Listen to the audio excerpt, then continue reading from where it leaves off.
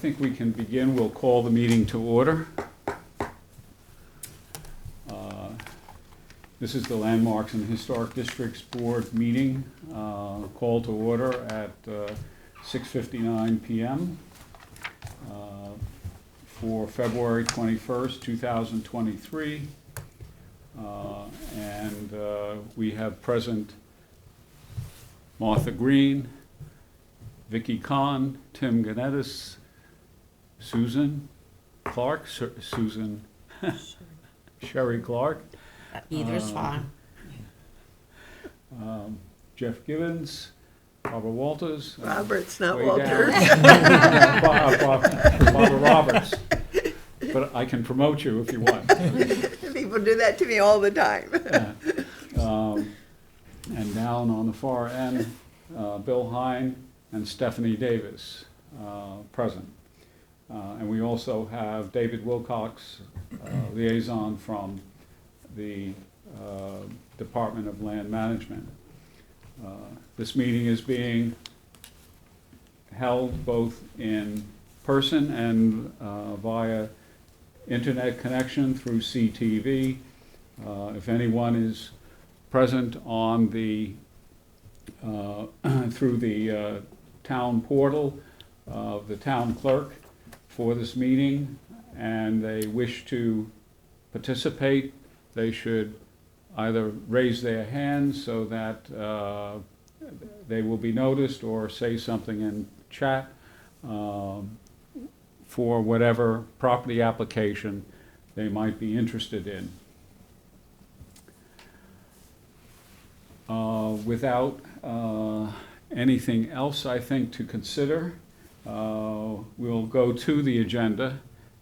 And the first item on the agenda is the January 17th, 2023 meeting minutes, which were distributed by Stephanie, and all should have had the opportunity to review them. And is there a motion to approve? So, Barbara moves, Martha seconds. All in favor, say aye. Aye. Opposed? Okay. We'll also just have, under other matters, two other things to consider, just to alert everybody to the need for timely disposition of the various agenda items. One is a question with respect to town-owned cemeteries that has been raised,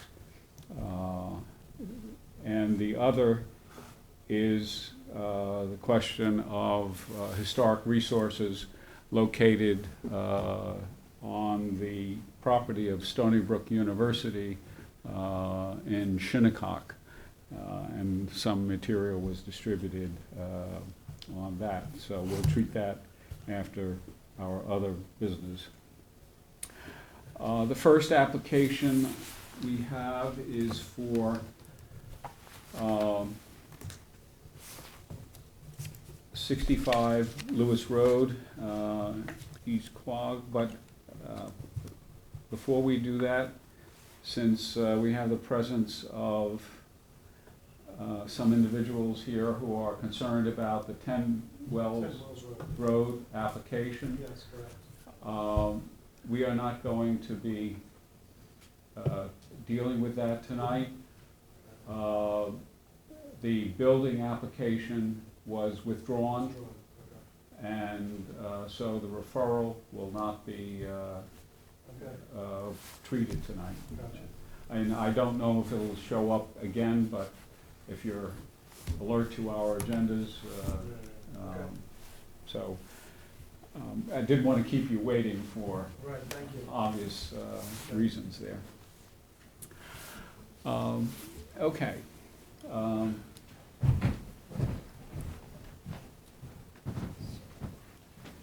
65 Lewis Road, East Quogue. We have a demolition of a barn circa 1900, Yeah, and you did a review of it, Stephanie? yes, I circulated a review a week or so ago, so everybody had a chance to take a look at it. This property is not listed as a historic resource on the town's survey of historic resources, but it was identified in East Quogue Hamlet Heritage Area report.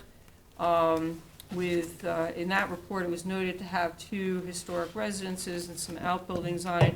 I will note that one of the residences noted in that report is actually on the adjoining property. It is not part of the subject property. And in any case, there is no work proposed for the residents on this property. There are, as you can see in the aerial photo there are 2 groups of buildings on the property. The western group of buildings has the residence and associated outbuildings, and there's nothing proposed for those at this time. But shown by the white arrow is a group of outbuildings, agricultural outbuildings on the more easterly portion of the property, and all of those buildings are proposed for demolition. I think it includes 2 barns and 3 sheds. The only one of those that is would be considered historic is this 1900s, early 1900 barn. The barn, it looks like it was probably constructed up much closer to the road, based on the historic aerial photos. Although if you're in the photos, we can just look quickly through them. The barn is in terrible condition. The original volume, which is the peaked volume there, the roof has caved in on the southeast side. There is a loft in there which is held up by some very questionable posts. The walls are falling apart, and it's really in deplorable shape. I did not see any hand-hewn timbers in there or anything, that suggests a really ancient vintage. Most of the materials appear to have been salvaged from elsewhere. Some of them had the marks of earlier plaster and lath on them, suggested that they originated in a residence at one point in time. I was informed by a representative of the current property owner, that the most recent former owner, Mr. Cracky, who was one of the farmers here at one time, said that the structure was moved from its original location closer to the road. After the 1938 hurricane, it was moved to this particular position. I did not see any reason to object to its demolition. It does have some historic associations with the Downs family, which has farmed in this area for many, many years and still has, I believe, some operations in the area. But it was in the Downs family for a period of time. It was also in the Cracky family, and it was in the, what was the other family here? The Plankert family, for a period of time. So,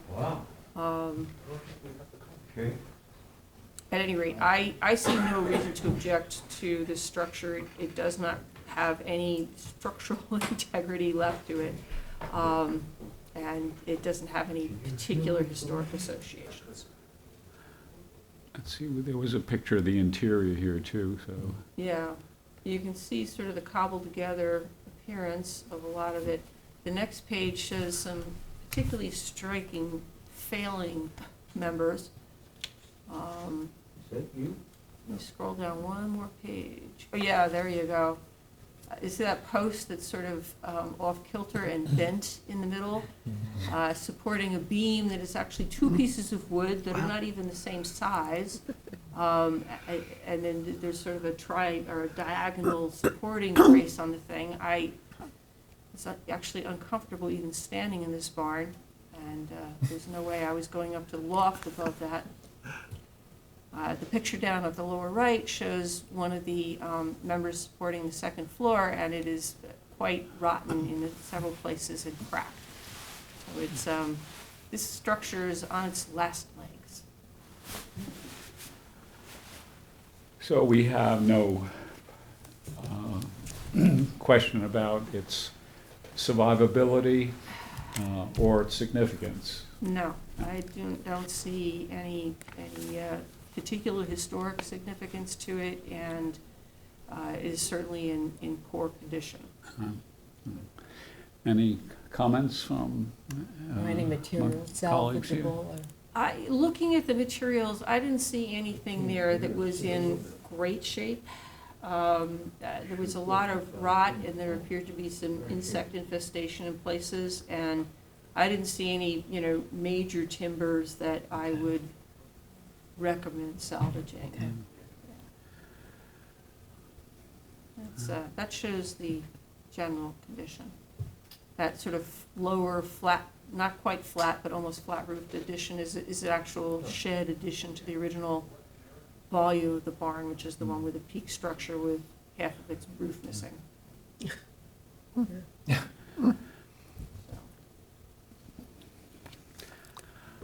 Okay, so would you do the honors? I'll be happy to respond. Okay, thank you.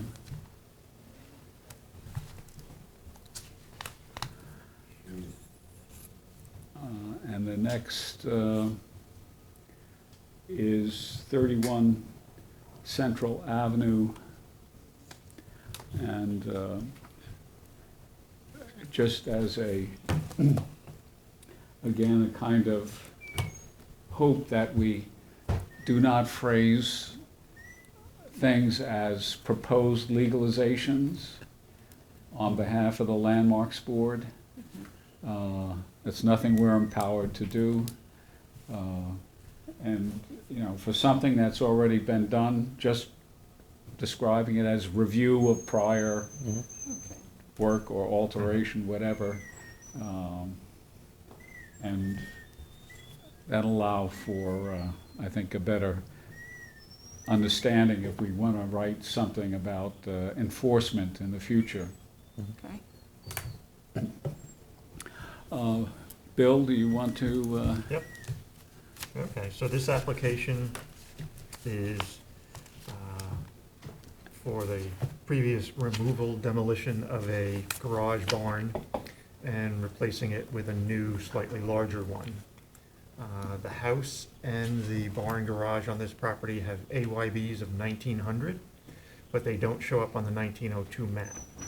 So it seems they are on the 1916 map, so it does seem that somewhere between 1902 and 1916 is when they appeared.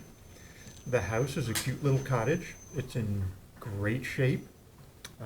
The barn, for whatever reason, was let go and got to the point where it looks pretty good from this side. It doesn't look so good from the back.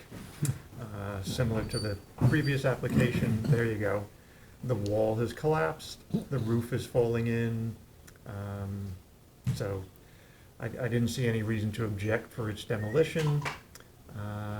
They did replace it with a prefab garage. Sort of odd, it has a wooden floor. Sort of odd to park your car on a wood frame floor, but yeah, it was Last month too. yes, yep. It appears like it arrived in two parts, gets put together, and they put a ridge cap on it, and they've got a garage. Yeah, the cottage is nice. Yeah, the cottage was in very good condition, so I wasn't sure why the garage was let go. The house is definitely closer to the road, very visible. This was directly behind it. You could get a peek at it as you went down the road, but it wasn't highly visible. Behind this is another garage. Its original application was for a detached garage with sort of a storage space up above. Then a few years later, it got permission for plumbing fixtures, and the survey shows a sanitary system. And the current application was denied because the building department feels that there's an apartment in the building. So this is all part of legalizing the previous demolition,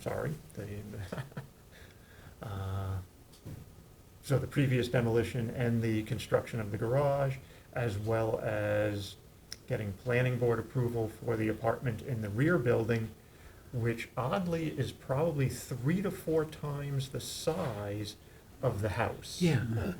I noticed that. Southampton has a sort of a rule of thumb that accessory buildings aren't supposed to be more than 1/3 of the principal building. This is sort of the reverse. The house is 1/3 of the accessory building. But I had no objection to the removal of the garage barn because of its condition. It was in very poor condition. I didn't find any real history. It was peculiar. This is not in the AKRF.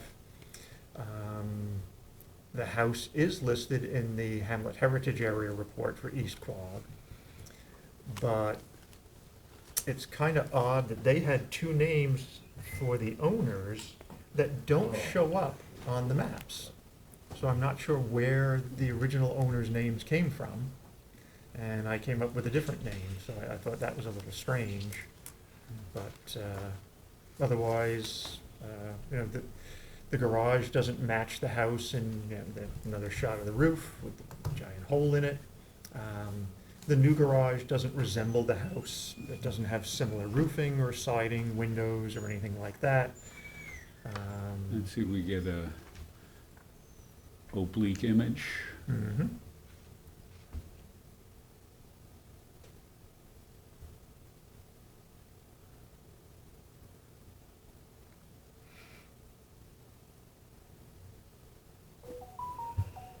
Yeah, I mean, there you can really see the scale of the building in the back. Huge company in the back. That's amazing. Back there. There are 6 garage doors in the building in the I back. saw that in the pictures. Just not really Let's sure see. what its use is, but, It's almost like they already subdivided the A property and future sold it off. industrial building? yeah, yep. With the tree line that follows Yeah. the driveway, it's definitely been separated from the house and the garage. And, again, the house is cute. The garage is, nothing wrong with the garage. It differs from the house a little bit, but, The it's picture's fine. different and so. covered in So I vinyl. saw no reason to object to the demolition or the construction of the garage. Mm. I did question, because the building department is recommending that this go to the planning board. I didn't know if we should say that when it gets to the planning board, we want to review it again, because that would be then for the building in the back as well. And then at some point, it's going to get to the building department for a permit for the apartment. I didn't know if we wanted to review it at that time again either. What's the age on that building in the back, do you know? The one in the back is 2006. I don't see why we would want to review Yeah. that. Okay. Can't see it from the street. No, it's very well hidden by the evergreen sort of row that they put down the driveway and dividing the property. Yeah, they know it's Well, ugly. so we have something that probably didn't really have great significance historically Correct. involved here. And it's an already done act. Yes. I think we should just, respond that it's de facto out of our capacity to review as a done act. Mhm. And communicate that back to the building department. Okay. Yeah. But if the report should be filed anyway, it'll be in the database for Mhm. the land records for the town, so Yeah. that's important to have that there as a reminder of what went on. Okay. Okay.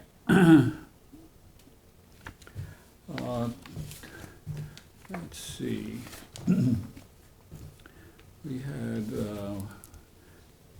We were going to talk about this until this afternoon, 10 Wells Road, Hampton Bays.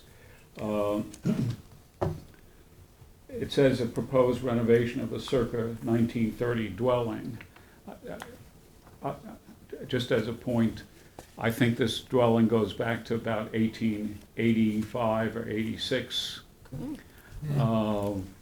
From the kind of tracking I was doing of historical references to it. But in any case, it's off the agenda. But I just wanted to make a note that the AYB, I looked at the 1930 aerial map, and it shows the house and a very mature, stable landscaping around the house, which indicates that it wasn't recently built, and then tracking back through the earlier historical property maps with names associated with it, why it seems pretty much that about 1885, 86, that house was in place.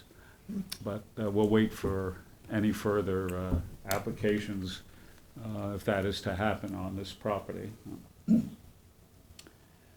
Okay, 8 Bay Avenue, So, excuse me, we didn't get the elevations, is that the plans or? No, they withdrew the application Oh, okay, gotcha, this afternoon.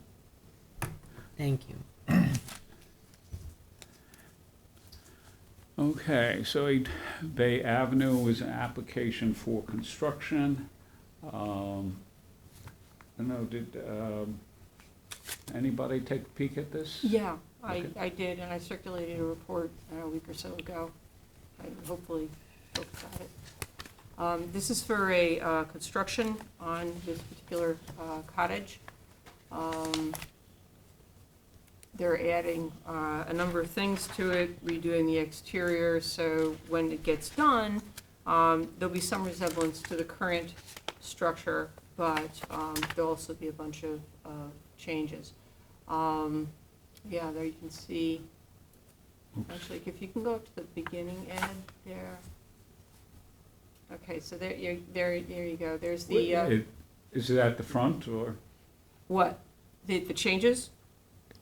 Or, There was so much, No, he meant the front of the. oh, front of the application. Yeah. If you could go down a little bit further, let's just start at the survey. these are the, there we go. We can start right there. This house has been modified considerably previously. You see there's a second-story volume on the left front there. That second story was added at some point in the past. You'll see as we go through the pictures, there are two peaked roofs on this, and there's a pronounced valley between the two. It's a north-south kind of valley through the middle of the structure. I suspect there may have been chronic leak problems there. In the front of the structure on the right-hand side, you see there's a bay window there. That encloses an original open front porch. You can look in through the window there and see some of the original exterior materials on the house. The interior has been gutted, so you can't see any of the finish in there, but what you can see is the framing. The framing is all, looks to be dimensional lumber. I didn't see any indication of any hand-hewn items, et cetera. All the windows that you see throughout the structure are replacement windows. None of them are original, with the exception of that little tiny triangular window that probably used to be above what was at one time the front door. That triangular window, unfortunately, will be lost in the proposed renovation. The entire exterior is vinyl siding. I did not see any indications of original exterior materials, except when you looked in through that bay window at the interior, you can see some original boards that look like they may have been vertical boards on the exterior of the house. It's a concrete block foundation. I mean, basically, there's very, very little visible historic fabric. The chimney there looks to have been an original, and the window as well. Could you go to the next picture, Ed? Okay. This is, there you go, you can see the lovely roof line. The back portion there, kind of where you've got the Let's run the hand, electric line down there. there's all kinds of issues here. But I think the back volume is original, and the first floor of the front volume is original, but I think the second floor is a later addition, so. Let's see, Ed, can you scroll the next picture? Is the port that The like little roof overhang? thing? Does that look anything like? No, I Okay. don't think that that's original. Okay. This is the back of the structure. You can see that there's an open porch area that may have been original, maybe in addition, it's not clear. And then you can see there's enclosures on the right-hand side at the first level there that are clearly non-original. You can see the vent pipe for the sanitary system. That's the black pipe that extends out and sort of leans. That's a cast iron pipe coming out through the first floor level and extending above. There's a number of things here that I think that the planned renovations will improve, and that are non-historic. You can see the framing there on the interior. I was not able to get into the house because it was secured when I was there, so my pictures are all exteriors of ones I took through the windows. So there you can see what the interior looks like. I see no reason to object to the proposed renovation here. I think the end result will be more in keeping with the remaining historic character of this neighborhood. There is one historic resource across the street that doesn't seem to have any relationship to this cottage, and the remaining identified historic resources are much further down Bay Avenue, closer to the bay. Trying to think what else we have here. In the back, there was a garage that appears to have been part of the original construction here. That has been previously replaced with a structure that I didn't see any historic fabric on, and there are some pictures of that garage structure in my report. When I looked at the historic maps for this area, I didn't see anything on either the 1902 or 1916 maps that showed either the cottage or the garage structure in the back, perhaps with the exception of a stable structure that was shown on the property in the 1916 map. And that stable structure was at about the location of where the current garage building is. Okay. Where are we here, Ed? Okay, yeah, there we go. This property was part of originally a much larger property that extended from Montauk Highway back to south of this property. It was owned by various members of the Phillips family, which has been a long-standing family in the East Quogue area. And it was owned by Phillips family members in both 1902 and 1916. So there is a little bit of history to the property. There is an older cottage hiding under the current structure, but there's really very little historic fabric left.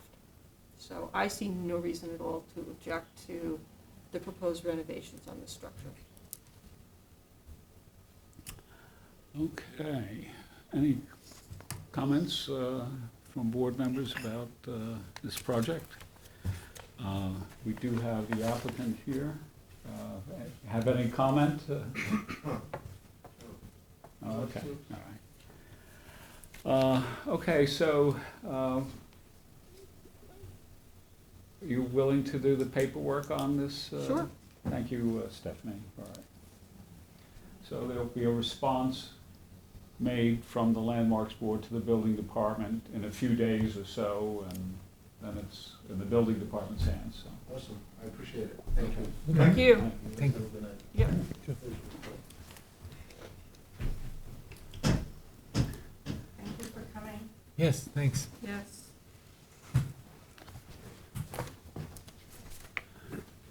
Okay. 72 Halsey Lane application in Watermill was determined to not warrant a review. And that's just to mention it for the record. 29 Peconic Avenue. Jeff, did you get a chance to? No, but it's an application we already looked at last summer. It's an addendum to that application. And it looks like a slight improvement over what was here last summer. Yeah, we previously reviewed this seashore house. It had been moved back, as I Back, believe, among other aspects of it, and the building of a seawall in front, I think, one of the aspects of it, as I recall. And the application was, let me see if I get the application here for us to just review.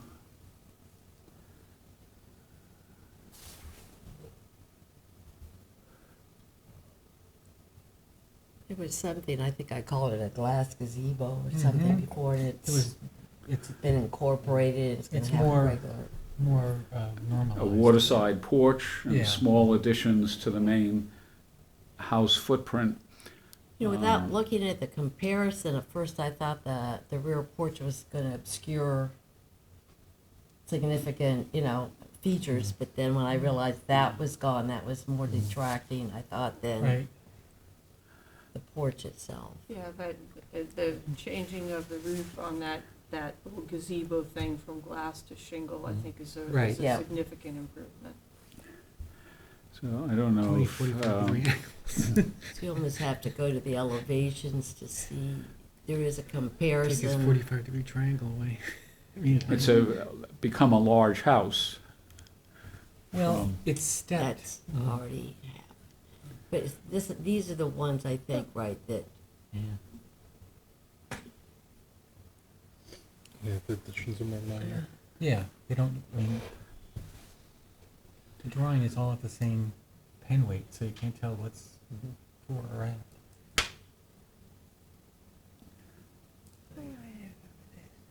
spent a lot of time.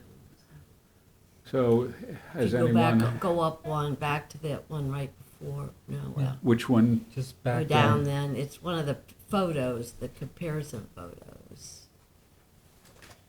Yeah, I did a I minute think you ago. gotta go the other way. The other way, whatever way you go. Oh, there we go. There we go. Okay. And then the next one, I think, after that. also. That's the front view, you would want the rear view. I think Yeah, it's well, right after this. Well, they also, in this one here, they added the chimney on the right. Yeah, Okay, that wasn't in the prior plans. okay. The two-story.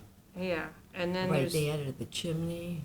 there's a bathroom extension on the second floor on the same side there. And then there's a bathroom extension on the first floor level on the left side. Which, to me, in the scale of things here, is not a big change. No.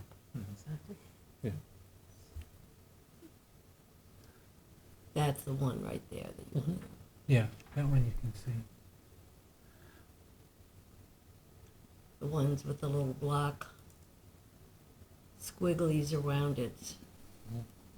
It does change the look considerably, with certainly the porch. But if you look at the Changes, one but- that had the glass gazebo prior to this, Oh, yeah. Yeah, this is an improvement. This is definitely improvement. That glass gazebo is, Yeah, that was, to me, the wraparound porch is far more in keeping with the structure than what they had previously. yeah. So commentary about it? The other thing they did is on this pair of photographs right here, they referenced a house next door that has been demolished that had one of these continuous wraparound porches. So it's something that has previously existed in its immediate community.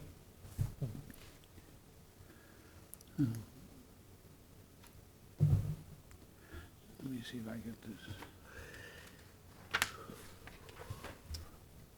I think it's a big improvement. I mean, nothing's gonna diminish the volume of the Right, house. The but house is they're just a at- big house. Well, it's a Yeah, big house, so, but you they're know. also making it a lot bigger.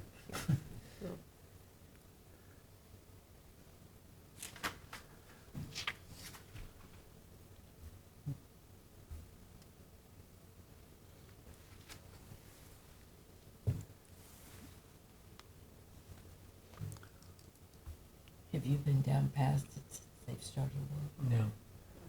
Sorry, I didn't get that.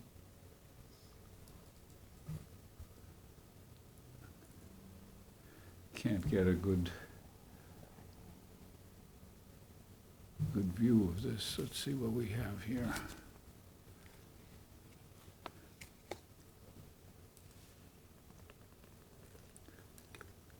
Doesn't look like the same house.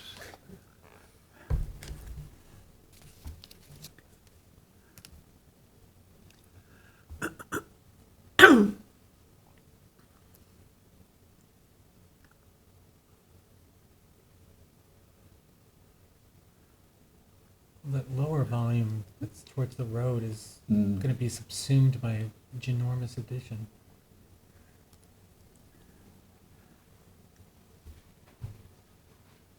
And 45-degree angles. This is the house.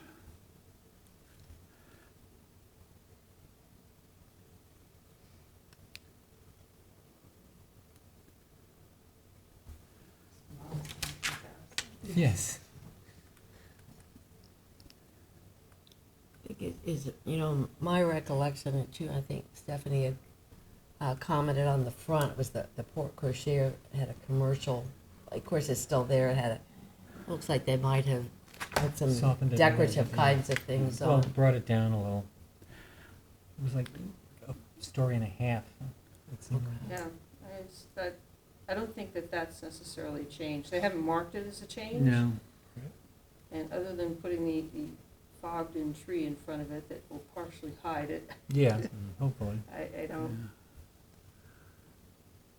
Yeah, to me, the biggest change on that side is just the addition of the chimney, which was not there in the previous plans, that we had no objection to.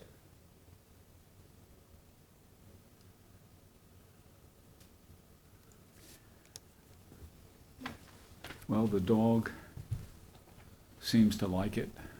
In the picture, Yeah. in the simulated picture.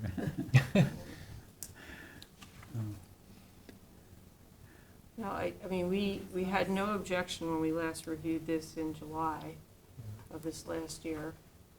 And in my opinion, the changes they've made here, while there is some additional volume involved, I think the change from that glass Yeah. thing in the Yeah. corner is big. And I have no objection to the that's open porch, which is a common Right. Seaside thing. thing. So much Yeah, better, yeah. so Yeah. I don't see any reason to object to this. Okay, any other commentary? I agree, I think it's not substantial in terms, and it's not radically different in character from what you might expect for a house placed in this area along the seashore. And It's in what the Caldwell House, of course, had, the right, yeah, next door had. that's about 2 or 3 houses down maybe. Or, Yeah, a couple houses. yeah. Excuse me. Okay, so, no objections on this, and I'll do the paperwork on it. So. 930 Head Pond Road, Watermill. There's, was a site visit Saturday. Yes, it was chilly, but But no rain. we weren't there. I'm not sure if they asked for the agent asked for the agenda, so I'm not sure if they're here or not. You might double check before we start, but if they haven't raised their hand, we'll assume they wanted the link, but they may not Well, want they to would have to comment. make or- themselves known, and we would Uh, hear from CTV, I think. Yeah, Vicky and I'd need to add that comment to my introduction, went on Saturday. And I was surprised to see the basement, and there is an older structure in there. This is the house on the head of the pond that I think, because seems to be a cut through, people are going pretty fast, and you miss that this house is there. Just because you're going somewhere. Now, if traffic's backed up, then, I mean, I've actually got to sit and look at it for a while, because every now and again it's backed up at the corner of Deerfield and head of the pond. So the thing that was interesting always was the actual year built was 1750, and it never appeared to be that from the front, even before some work had been done. And looking at it, I think the front was added in the 1850s. It appears that would be looking at the front, it's the rear section on the left would be where the older section is, and that's where the cellar was. That picture's on the following page. But I needed to research it because I didn't know much about the Squires family, even though I know they, Well in populated relative in to the area. town landmark. But the Squires, of course, are more down, seem to be in the Hampton Bays area. But this branch came from East Hampton, and they are related to the branch of the house that's landmarked. But going back to the Halsey map, it appears on the 1750 map as L. Nathan Payne, and then in 1800 Sylvanus Squires. And double checking it, by going into the text of the sketches from local history, he acknowledges that Sylvanus bought El Nathan's house. El Nathan, so the person who would have probably built the original volume was a early whaling captain, and he married a Halsey, and this may have been her family's property, or for some reason he chose not to live in Sag Harbor, or wanted her to be the closest to her family while he was gone, but he would have only had it, for 50 years or less. I saw him on the census from 1750, but I also saw him on the 1800 census, but he appears to have moved by then. But by 1805, there were 4 squires on the town assessment, and by that time, they had acquired real property, and, of course, real estate. But this is looking at the basement, and there was actually, the timber frames, and there were some rough hewn beams, everything sistered, and I also need to note, of course, they were supported. The homeowner said she had somebody come check, and he said it was stable. Looked like there was post-beetle damage there. To me, they were There's a lot of insect damage very pitted. Right, it looked like termites plus some other beetles that had gone to town on the timbers there. She had a contractor who came, she did not have an engineer, a contractor came, and she was worried that the house wasn't structurally stable, and he said, no, it's fine. So we've suggested to her that she should probably have an engineer take a look at this before she entertains any more renovations. But if you continue. Go ahead. No, continue through the photos there, because the house has had multiple renovations and additions, which makes it hard to pinpoint the exact If we hadn't gone in it, we volume. wouldn't have even been able to see, what we saw. My guess is, I didn't see any stone rubble. We were there, it was briefly, it was a pretty quick, we got a chance to see it, but it's not like we spent hours in inspecting it. Right.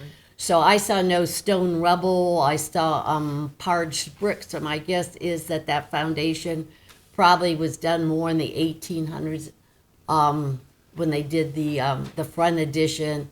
The house was probably lifted and put back down on it.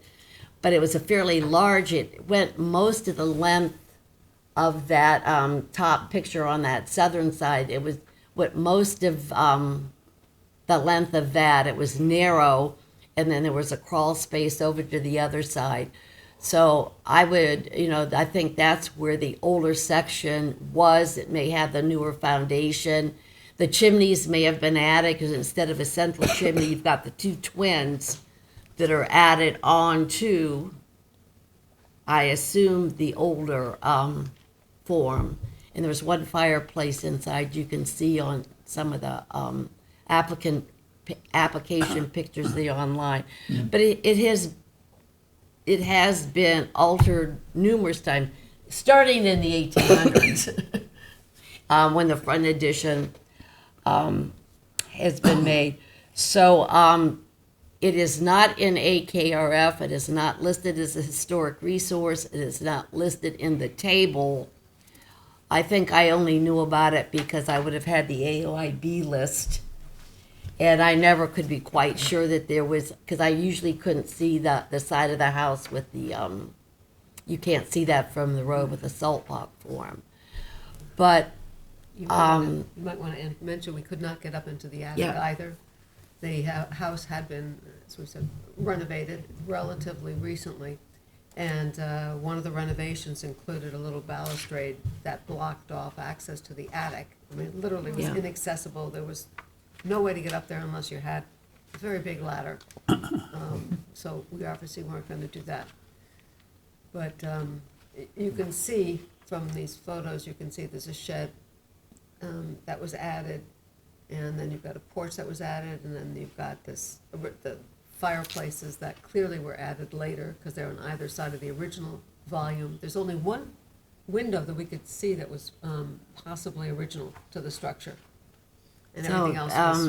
According to even the real estate ads, they said, all windows have been replaced and, all this was done. And we didn't get that application. Of course, we wouldn't have gotten 72, but we also didn't get it in 2016, and we didn't get it when they added the new two-story structure, the two-story garage behind it.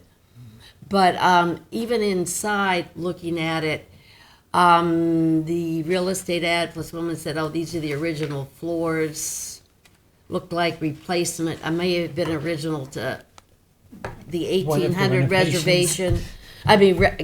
renovation or the 1972 renovation. But my floors look older and my house isn't from that. So the point is there's very little historic fabric left. But for what we're actually evaluating it for is if you look at the front of the house, there's going to be a new addition on the right. It looks like there's going to be a breezeway. It's a one-story addition, and then it sort of dog legs to the back, and it'll have a foundation in it. So that is the application. It's not for a demolition, but then I got the impression that that new addition might be phase one, and we may be getting this in the future as a phase two for the rest of the house. That was just my impression. But for the phase one, they are keeping that house the way it is, putting the addition on, and that's what we're actually considering here today. And there's also going to be a one-story garage place someplace, and I'm assuming I marked a location on my one map where I think I never could find it on their site plan. But there's it said south of the house, so there only seems to be one place near the parking area that it could possibly be placed. But it would have been nice if we had gotten that application back when they were replacing all the windows, which I noticed as I was driving by. I wasn't sure if it was one window, 5 windows, or 100% of the windows, but from what I gather, it was 100%. But the interesting part about it in the house, it's gone, is just doing the research and finding out that it was a squire's house and it was on the blank, put onto the blank, part of the blank lot from the 1712 Great South Division. It gives some historical context to it. Mm-hmm. But so many changes have been made to it. It's nice to know that I think part of the original volume's still there. But even inside, it's judging about how much, because I think a lot of the wood might have been repurposed in a more decorative, because the beams don't match up. I mean, they're not supporting anything anymore. It looks like the So, house there was was- pasted together. Pardon? It looks like the house was pasted together with, different shapes and different volumes. Did you Right. look at the addition? Yeah. Pardon? The addition is Right, like taking, white and black. Yeah, right. To the I extreme. assume that is Yeah. the aesthetic It's that the modern, homeowners That's very Very strange. modern. Yes. Yeah. wanted. But then if you'd say that the new addition should It doesn't conform. not, well, harmonious is one thing, but we're not evaluating this as we would a town landmark Right. for a COA or even a property that's listed as a historic resource. But, right, it's architecturally different, of course, That's the interior, the existing interior of the, yeah. of the house. And one has the illusion that those are the original timbers. I don't think they are. Some may be, some are not. Some are taken from maybe other parts of the house, maybe another house. Yeah. I don't know. They don't seem to have any structural value there. But even the front door, the front door may have been original, at least to the 1800s, but it looks like they cut the top off out and put in frosted decorative glass. So even if the wood was original to the 1800 when the front section, it's no longer there. So basically, we're saying there's nothing Pardon? meritorious in the house. So, But it was interesting. I guess I was always curious about the house, and wondered if at all there was anything from 1740, because you couldn't see that from the road. But there were some things that may date to that, but they might have been decorative. I think the one thing of interest are the linden trees, that some of them of which still remain. They seem that they date back to the 1800s, according to the real estate ad. And there were some ads about an artist, Spagnolos, that lived there for a number of years. Did you know that family at all?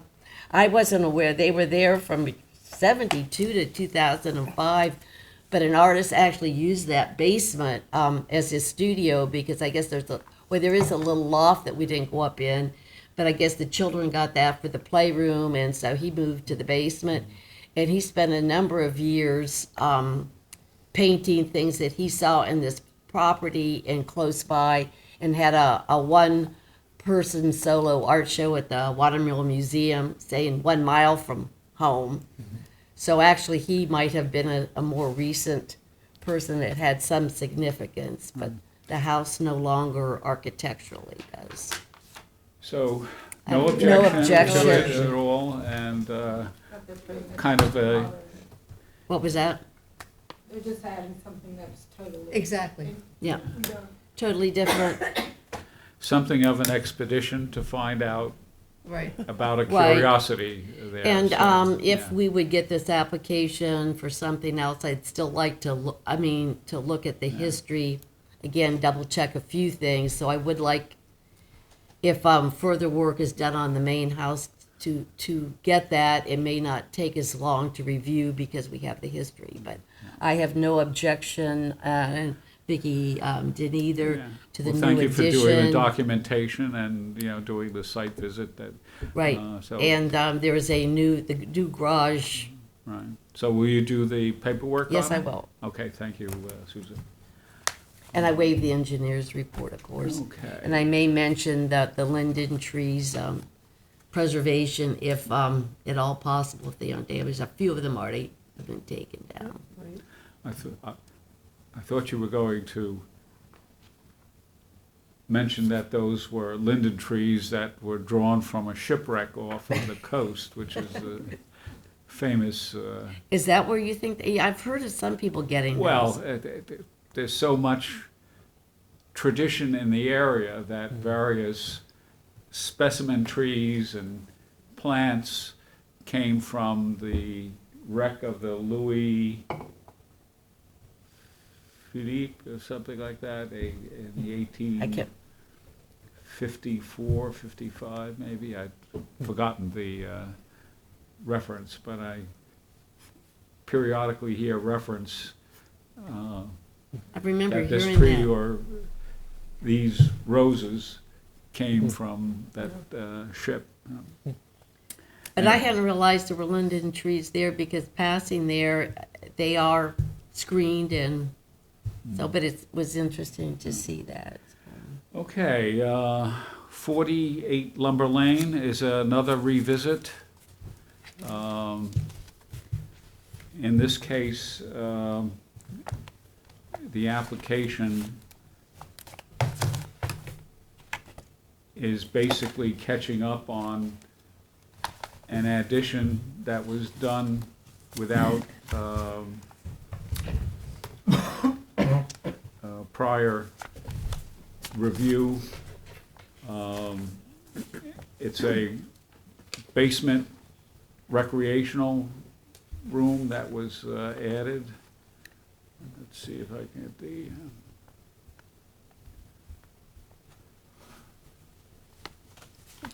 This is the renovated house that, this is the way the house now appears. We did not like the proposed renovation, and we expressed that in our prior review. It lost some features that, along the roof line, and it changed the proportion of the windows, and there was a bay window area on the this side, which is the facing the south, this along Lumber Lane, but that was taken out and this addition was put in on the property. And if I might be able to actually bring up the original.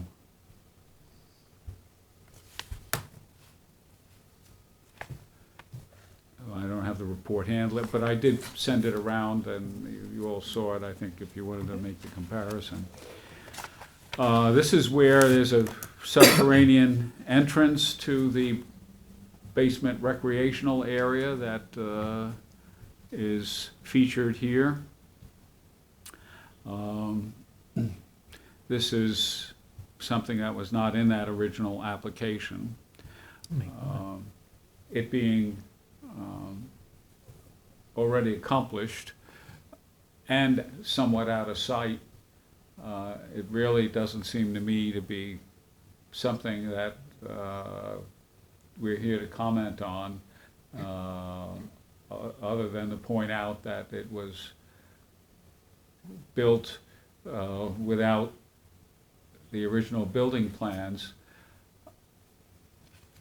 I've had prior comments made to me that builders often build new houses with very elaborate spaces underneath them, 10 and 12 foot high elevations.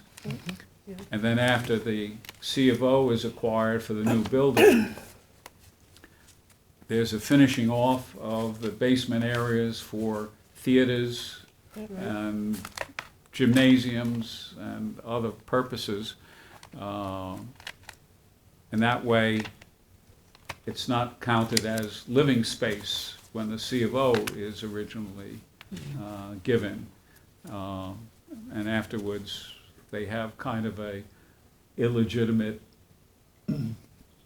renovation that's taken place.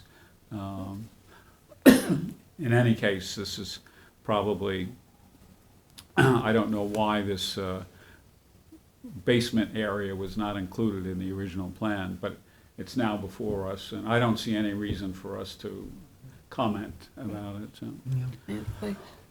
I can just remember, and I didn't get the old application out, that on would be the left side that there had been a wall of windows proposed. Back up the picture you just had, and it looks like the windows were spaced out more than I remember. I thought there would, maybe it was farther back. I just remember a wall of windows is what my memory was Yeah. for that side, but. When this house was renovated, much of the house was stripped of its siding, so that only the framing elements were present, and then it was, the envelope was built around the frame again, with the added spaces that were put in for it. I was quite surprised at the level of dismantling that took place. Everything was marked, every board was marked at this side, it was really easy. They did It was a take dramatic stripping. See what they, Yeah, yeah, they did take a lot of care to put it back together. yeah, so, but in any case, if there's any further comments to be made about this, and I will It's down to the base. send back the response to that. Okay, referrals, 143 South Road. This is a consternation of dates, or about dates, I believe, which I'm not sure. Stephanie, did you want to? Yeah, this is a two-lot subdivision. The existing one-story frame house and a one-story, they call it a cabana. It's basically a separate living space. On the front lot I see no change proposed for those, and neither one of those structures is historic. I don't believe either one predates 1941, not listed on AKRF or in the Heritage Area Report for Southampton. There will be a rear lot subdivided off from this lot 2, which is presently vacant. Basically, it's a flag lot, is it not? Yeah, it's a right. flag lot. This is the flag lot that Yeah. is developed.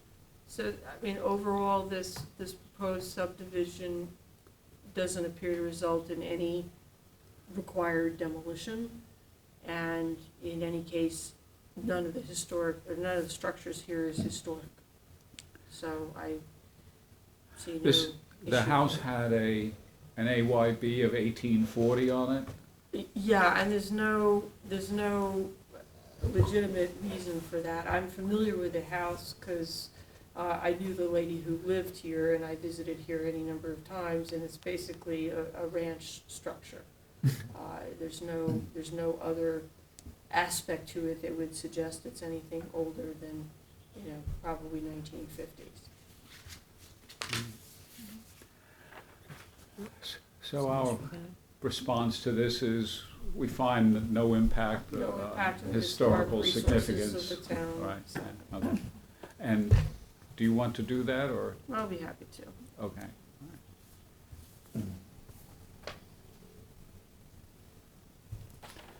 Okay. Bridgehampton Historic District, there was a meeting,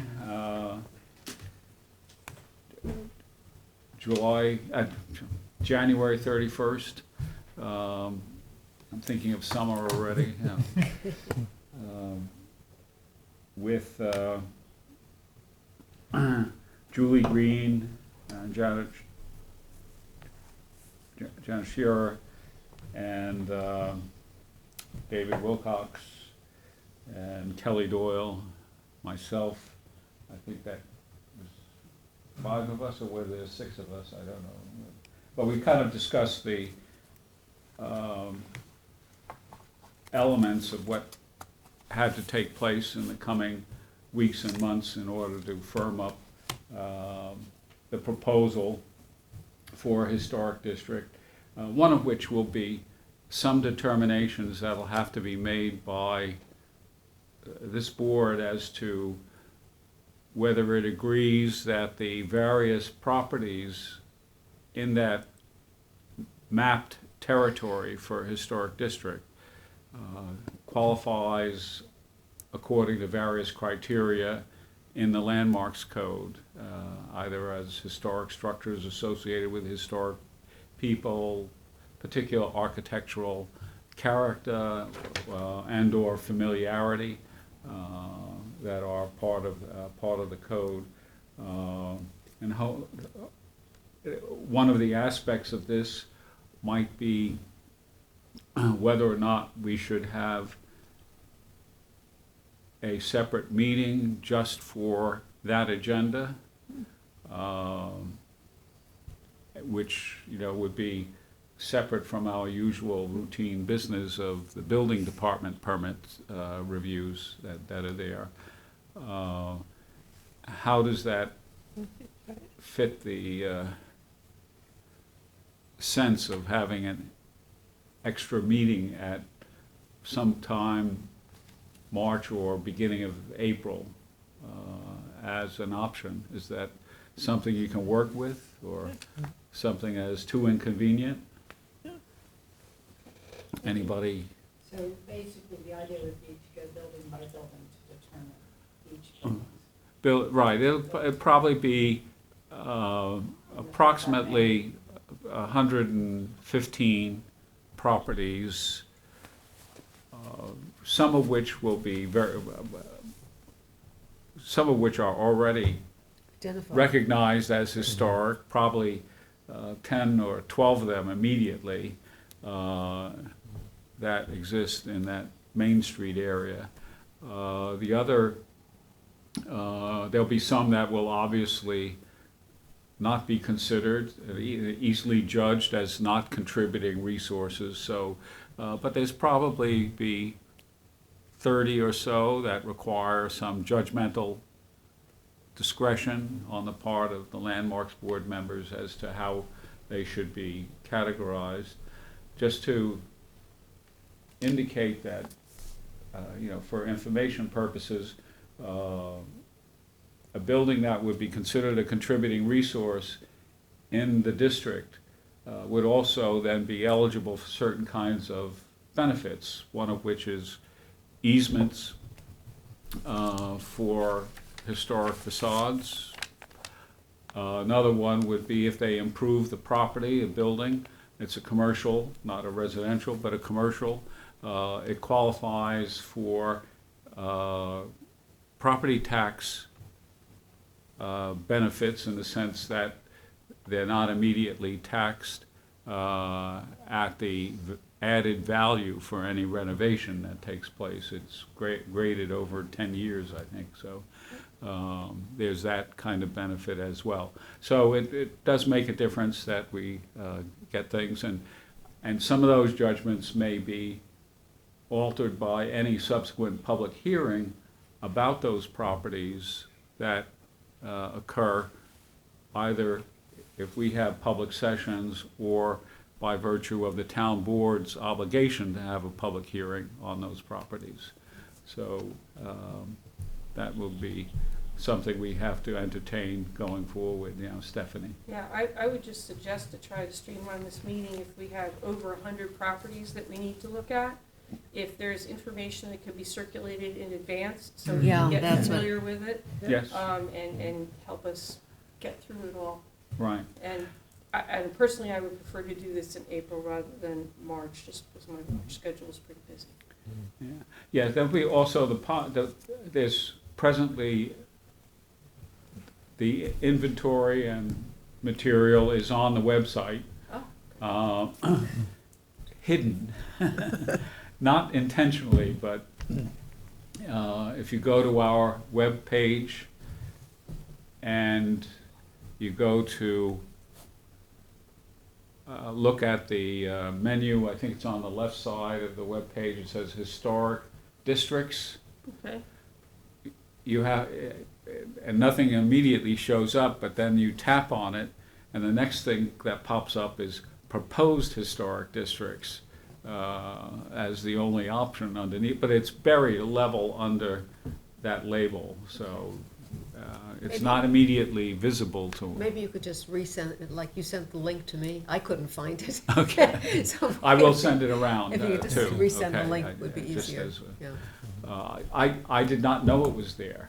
myself, until I talked to Julie Green, had it, or asked to have it posted, and whoever made the links and put it where it is, and nobody kind of knew about it. But anyway, we now know about it, and it's something that can be reviewed. It has to be revised because the code changes that were adopted previously impact some of the description of the properties that are in that inventory that has been made. So that'll be one of the things I'll be getting together with Julie Green to see, to get an updated version of that. It won't be radically different, but it will be maybe 8 or so items might have to be changed in it, so.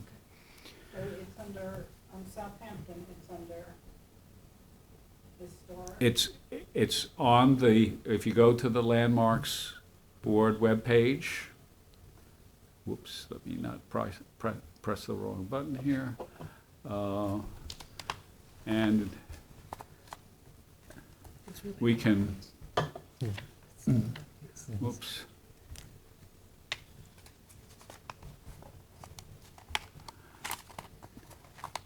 So this is the Landmarks Board webpage. And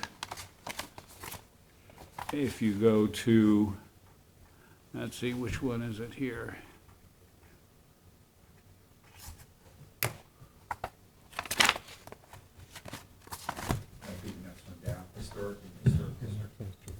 Yes, now, there it is. You see landmarks and historic districts, Right. proposed town historic districts. Okay. So it's under historic studies and reports, or, I'm sorry, it's not under, it's under landmarks and historic districts. And then if you press that, then you get to proposed town historic districts. And that's the Bridgehampton one. So, I went into the forest once and I forgot to leave breadcrumbs. Figure out how to get there again. Well, once you've seen it. Okay. Any questions or comments about the historic district parade that we're on? Okay. 76 Main Street, the West Hampton Beach Performing Arts Center. A letter was sent, actually, there has been some back and forth between town officials and West Hampton Beach officials on the approach to protecting the Performing Arts Center for the purpose of entertaining the Community Preservation Fund acquiring an easement on that facility. And after some back and forth among a number of parties, I wrote a letter to the mayor to indicate that perhaps the West Hampton Village, as an incorporated entity, should take first thought on protecting the Performing Arts Center so that it might qualify. But if they were disinclined to do that, it could be referred back to Southampton Town, and the town would entertain, the Town Landmarks Board essentially would entertain recommending landmark status for preservation purposes. So we'll see where that goes. The communication to the mayor, she was out of town, was not yet coming back. And I did talk to the supervisor about it as well, in order to have everybody get on the same page, because there was some difference of opinions about the preferred paths that were involved. So, but we'll see. there was an interest in getting it done fast by the supervisor. And he was going to talk to Mayor Moore of West Hampton Village in order to try to speed the decision-making along for the purpose of getting that possible easement in place. Okay, 149 South Country Road, I think we took care of that. Yeah, I haven't sent the recommendation yet. I heard back from you, I hadn't heard back from anybody else as to, Well, it was fine by me, and I would say if you want to let it fly. I'm sorry, I will let it should've- fly, Okay, no problem. all right, that's very good. Town-owned burying grounds. Julie Green was inquiring, the town owns 13 historic cemeteries. And she proposed that they be made or dignified by landmark designation.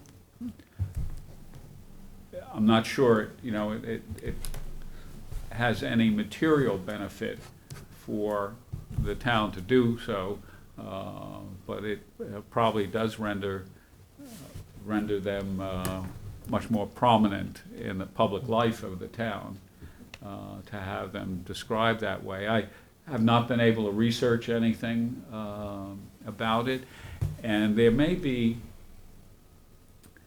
I know the National Register of Historic Places discourages applications to have cemeteries designated as significant historic places. Yeah. They did a group of Southampton cemeteries that are on the National Register, as I believe a number of years ago, possibly Zach put the application together. I'm sure Julie must be aware of that. Yeah, I don't know, I'm just saying that there Right. have been, But there would be a folder with documentation, I guess is my yeah, and point, things that may might- be changing because the approach to cemeteries associated with marginalized populations in the history of the US has become, or burial places has become a matter of some interest nationwide. And, you know, so there are a lot of things probably playing into the discussion that's going on.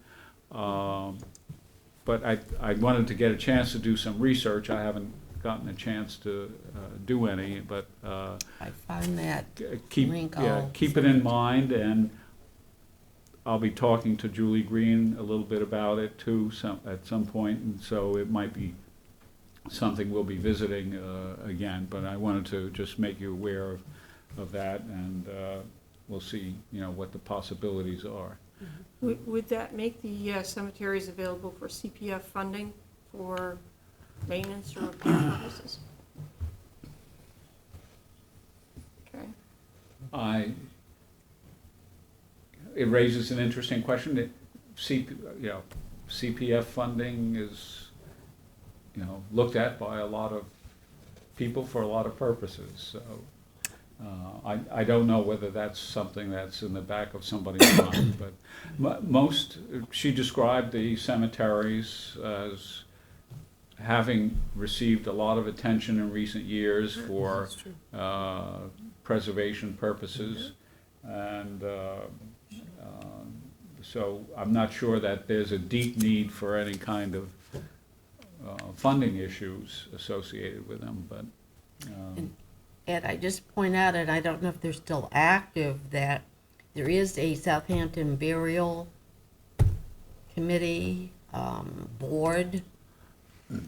It was not a spin-off of our board, but in the sense that just took care of well, cemeteries. I believe she's associated with it. Exactly. So the question is though, but she was addressing the issue of Right, but landmarking. I would just point out that they did get some of the Sabonic funding to a tune of, I'm not sure, half of whatever it was, which would be, I think they could use for cemeteries, but it would be interesting to Yeah, find well, out if we our could. issue is whether or not, how they might be landmarked, and Oh, right. the question And if of there's- whether they could be constituted as a historic district and other things. So it's not something that we can. Not yeah. even fun, no, but it's an interesting concept, because, right, we would have to be the ones to do it. Right. But there'd also be another group that could maybe help with the preparation of, Well, we have to figure out what kind of role might be there Exactly. for us. So that's that's, the thing no, that that's has to be interesting, looked but into that is first. interesting, Yeah, so. yeah. And I sent around the article on the Stony Brook campus. You know, we have, part of our mission is to create public awareness of historic resources, to engage in efforts to preserve them. And the campus of Stony Brook here in Southampton has obviously two very prominent objects, the Clayton Mansion and the windmill, or the transformed windmill that sits on the campus there. And I hadn't previously thought about it until the article concerning Fred Thiel calling the State University of New York at Stony Brook to account for, in rather colorful terms, being the biggest slumlord out in the Hamptons. And the question was that, you know, there are those two objects, and down the road, there's also the plan to put a rather large hospital complex Exactly. in that sector as well. And the question, you know, as you think about that is, well, what's the easiest way to do that? You know, let's just bulldoze the old building. In their minds, they're not taking care of it, and they don't show interest in it. So I thought there's a need for us to monitor it and to have somebody kind of do some research and inquiry on it and communicate to various people about it, officials and other individuals over a period of time. This is not, you know, something overnight, just to kind of elevate its position in the awareness of the public out here, so that responsible officials will be more incentivized to pay attention to them, take care of them the way they should be taken care of. And so I mentioned this. I happened to cross Martha's path while I was in this mood, and I asked Martha if she'd be willing to do this, and she said yes, she would. So, and one of the things I think we probably just for continuity of purposes, that, and I would wind up talking to Martha a little bit about my own ideas about it, but she would be in charge and the lead person to carry on the kind of reporting and recording of what's taking place, you know, and that there'd be a little bit of logging of communications so that continuity might exist for. It would be the University of the Long Island, Southampton would be the people to contact. Yeah, presently, apparently, there's nobody to contact. At the central I shouldn't say the central administration, but the Maury McGinnis, the president of Stony Brook, you know, hasn't shown a great deal of interest to even apply for funds for possible renovation of the facilities there. And for our campus president, who's, you know, her salary is $560,000 a year, way up in Stony Brook, I think she thinks, this is an unimportant thing, but it is important to Southampton, and I think we should try to put it in the expression, make a little noise about the need for paying attention to these two aspects of Southampton life. Largest windmill collection in the country. Yeah. That's one of them. So is this something that the board can have a consensus on to Yeah. allow Yes. Martha to take up the cudgel or whatever in order to promote the cause of preserving these two items? I'd also volunteer to help Martha. I've done a little work on this before. I have some history of looking in, so I'd be very happy to work with you. Okay, yeah, and I would say be free to, contribute ideas, communicate with Martha about it, as I will. After I started thinking about this. Far fewer than that. So, all right, well, thank you, Martha, that, appreciate the extra effort, and I think it'll do the town some great benefit to them. Okay. All right, so, we are on our other matters, any kind of updates for a list, or we don't have much Oh, going just this? for the demolition and construction, I put a summary out there. I realized that I saw a couple errors on it. I just was gonna summarize it very, very briefly. I sent the demolition and the construction out, what I had to date. There's so many details, and I think next year there will be fewer, just because a lot of the things I don't think we need the name of a lot of the details I put in there. But anyways, I sent those out as I did before, plus referrals, and then I sent the summary out, and I just count and tally. And when I was looking at it today, because I wanted to point out just a couple things, I realized there was actually a number error on the one I sent. I'll resend it tomorrow. But I mean, most things you could just see, how many demolition applications we had. We had actually fewer than last year, but I think it's just because with the new system, we haven't been getting quite as many because people haven't figured out how to fill out the applications and get them posted. But anyway, so there were 33 this year and 40 last year for construction, 56 this year and 70 last. But I think it's just because of the process. But underneath the demolition, the things that I would find concerning were the number of the main structures at the AKRF that were proposed for demolition. And this year there were 11 of those. So there are 11 or more that would be taken off the AKR, either the main list or the secondary list. And the one that I had the incorrect number because I had 0, but there were, this year that I counted, there were 5 that were either required by CPF to get CPF demolition by the town of Southampton or required by CPF, the town, to get a permit. And there were 5 of those. And that's 5 out of 33, so that's not 20%, but I find it a concerning number. But that's what I will send this updated digitally. The other things are just more for record purposes.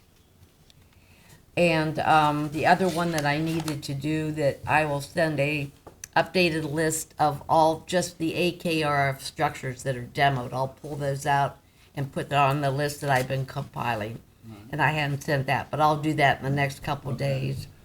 And after that, I think probably take this off the agenda, and I'll just be reporting on it when Ad need hoc. be. Yeah, I mean, if it's, at the end of the year, it's important, I'll have it added. If not, I'll just comment underneath other matters.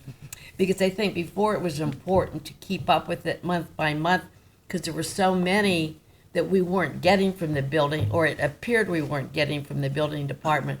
Whereas now, I mean, I commend, the process that it seems like we get the majority of things that we should be getting. And just like anything, there are little snafus here and there, but it's not something I think that I need to mention monthly, that unless I notice something.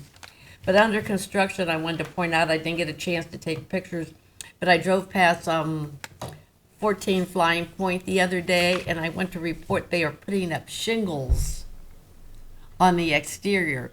They were up to the fish scales, the scalped ones, and They weren't gonna do that. what?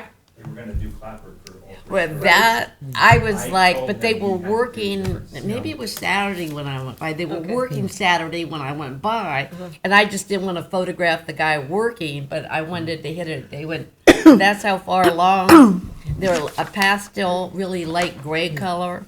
So, that's my final We had to comment special on, order the shingles, those colors. Oh, I can imagine, yeah.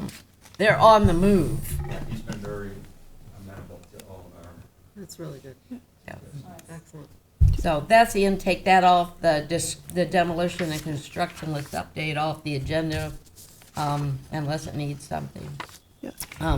For the ZBA applications and that, I mean, I'll keep making a quick comment for now and then we can decide on that. We seem to be getting most of the things that we should, as long as the planners are sending them to us as soon as possible. That's good. I looked at the ZBA and the planning board for the end of January and what so far to date for February, and the repeats are no concerns. The only one I mentioned, it's back on the agenda, it's for February 9th. It's Loaves and Fishes at 2252 Montauk. And it's for a new retail, 3,000 square foot retail store and another 3,000 square foot house, someplace there on their acreage. Have fun, Butter, they bought that corner of Butter Lane and 27. Yeah. So and they wanted to do, they originally were thinking of doing senior housing on the top, because they thought they'd get the planning through that way. And a store and a cooking school on the bottom. I don't know where they Yeah. are now with it, but yeah. it's a And the big, only reason I mention it is just because of the Bridgehampton Historic District. If you're all interested in what they're building there, you know how to find that out and make a comment if you want to, but we don't have the plans for it. They're actually new buildings, so we might not even get them, even though there's a historic resource associated with it. But that's my only comment underneath those applications. Ed and Susan, you sent me the rules, and I just noticed that we're supposed to actually file an annual report by March 1st with all of these numbers, so, like, your report, do we do that? I'm not sure, I think that, that is in there, and I think Ed used to file even a more detailed report. So when I send this on, if you want to send it on, Ed, that's up to you. Right, well, what I would propose, I actually proposed before, but, that people log their activity in terms of visiting sites, the number of reports that they generated for the year for the Landmarks Board. And I actually have the total numbers put there, but not by individuals. Right, well, I mean, Yep. yes, we could make a report. And we used to make, I think the first 2 years we made a report, but time consumption is, always an issue. So what I would propose for this could go with a report, but this also, if you would send an email version to Renee for the minutes, Okay, okay? So that they might be included with the minutes okay, down the so road. you want me to send an email version of this to Renee? Right. Okay. Yeah. Thank you for pointing that out. I've never seen that.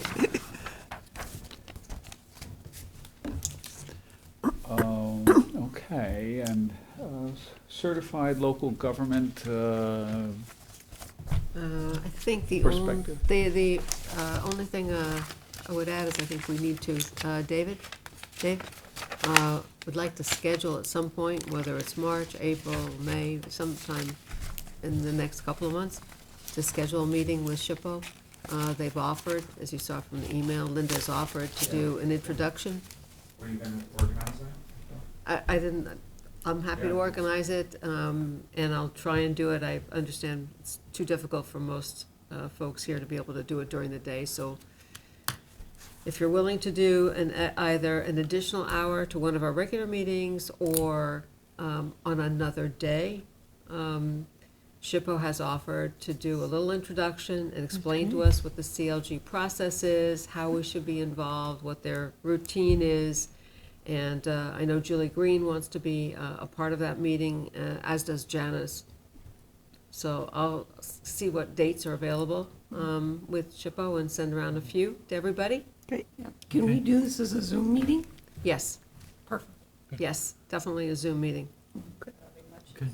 Yeah. Yes. Great. Yeah, Well, if you do it before this meeting, I mean, SHPO could be on Zoom, but Well, I think we should do it at another time. At a separate because these are meeting. long Yeah. enough. Yeah. Yeah. Long enough, yes. yeah. The challenge for me is going to be able to get SHPO to do it in the evening. Yeah. So I'm working on that. The day. But yes, that's true. The day. What's Could we Saturday? I do mean, one like, does 6 o'clock work, Rennie? Yeah. 6 o'clock 6 type? would work. Well, would be 6 o'clock in person, No, on Zoom. on Zoom. but the same night as a meeting here? No. No, it could be Okay. another, Fine, yeah. because I think these, as Yeah. you just said, are The long same night enough. as our meeting. Okay, Yeah. all right, so I will work on that and get back to you. Yep. All right, thank you. That's all I have. Okay. okay, and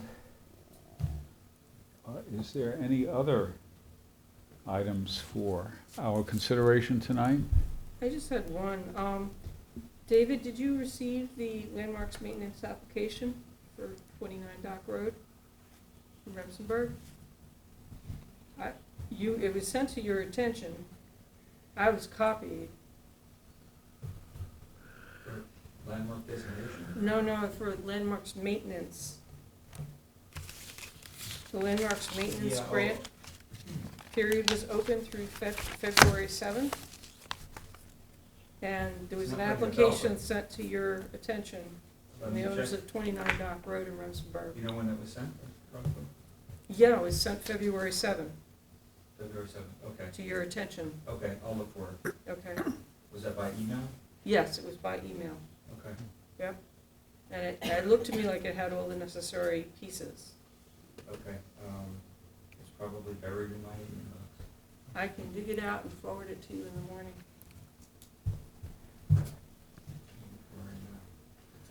Should we include your cemetery in the, your cemetery for what's buried in your email box?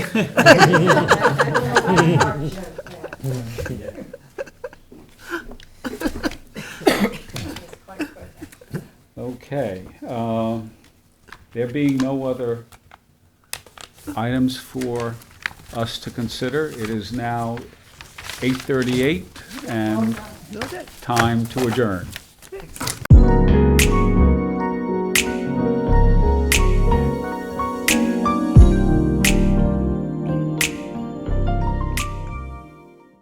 Call the meeting to order.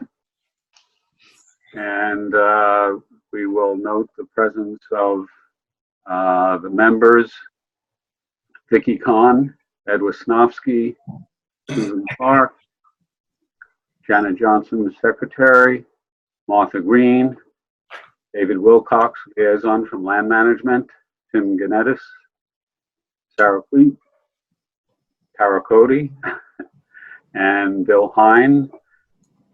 On the telephone, Stephanie Davis. And I believe that's it. Did I miss anyone? We did not. Okay, in terms of proceeding, it was mentioned that we have the flag on the screen and the Pledge of Allegiance, and we would begin with the Pledge of Allegiance. I pledge allegiance to the flag Flag of the United States of America. and to the To the republic republic for which it stands, One nation, nation, under God, under God, indivisible, indivisible, with liberty and justice for all. Thank you. If there is no objection, I would like to amend the sequence of business on the agenda that was issued so that we can get to the matters that require voting first and do the review of applications that proceed by consensus. Ed, we're losing your sound when you turn your head. Thanks for the on that. I will try to put things in front of me. If there's no objection, that's what we'll do. Hearing none, okay, that would first provide us with the opportunity to approve the minutes of the last meeting. The minutes were circulated by Stephanie, and that meeting was the meeting of February 18th, 2020.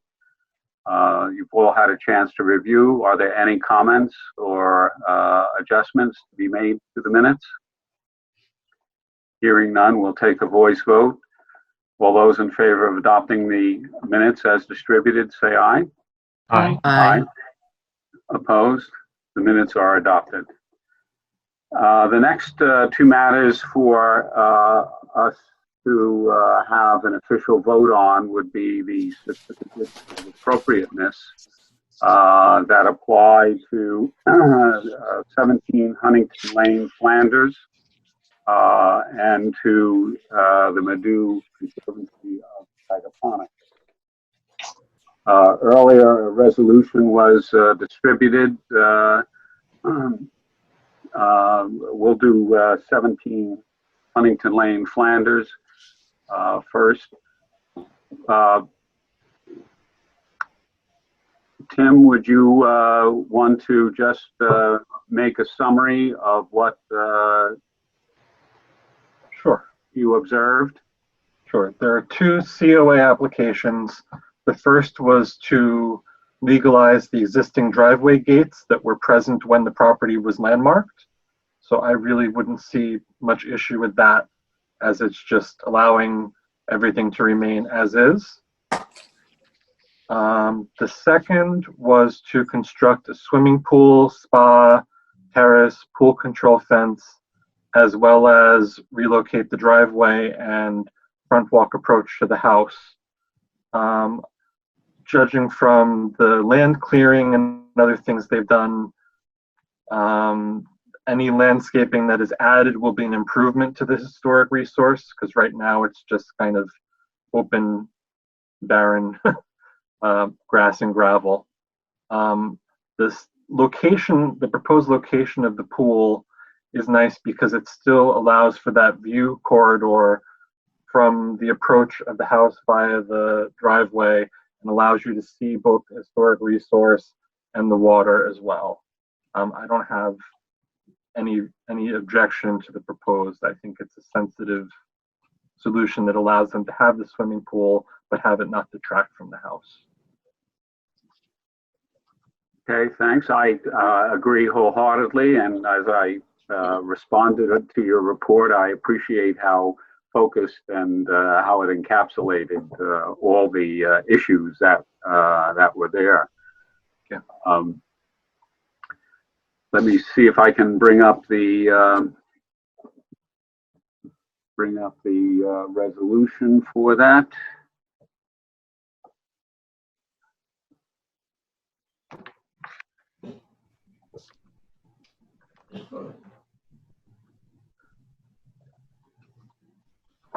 Okay, and Bill, you had sent me a little amendment, or I should say some editorial typo type things, and I have made the adjustments. Okay. And basically, there's, as far as I can see, no conditions for modifying the application for the pool as Tim had outlined. So if there's discussion of this. Ed, I might be able to pull it up if you wanted to read it. Well, I have, oh, is it not being shared? Yeah, we don't see the reso. Oh, let me find out about that.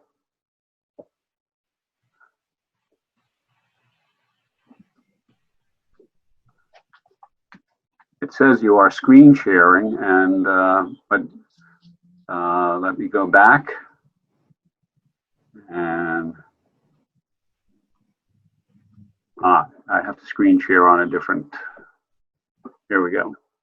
You see it now? Yes. Yes. Okay. So the basic problem of the driveway gate installation, it was there when we landmarked it, and there was a bit of a conundrum associated with this in terms of do you issue a certificate of appropriateness on something that has been done before and not legalized through the building department procedures. We didn't want to establish any kind of precedent, because if somebody does something to a landmark building that is totally inappropriate and really egregious, there is a possibility of requiring them to undo what they did.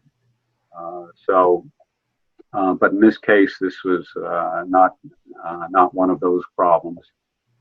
And the second request there is to put in a spa, and I tried to make it explicit that it's not just any old kind of spa. It has to be sized appropriate to the survey maps that they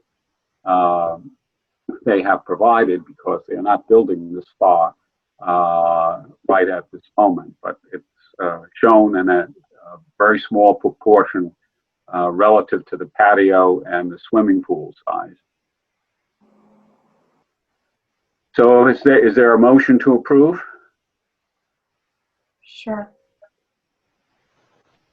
Who's making the motion? I did. Okay, Martha Green moves, and is there a second? Second, Who is the seconder? Vicky. Vicky? Okay, that helps. All those in favor? Aye. Aye. Aye. And you can raise your hand if you wish to, so that helps confirm. Okay, very good. The next voting is for the Madhu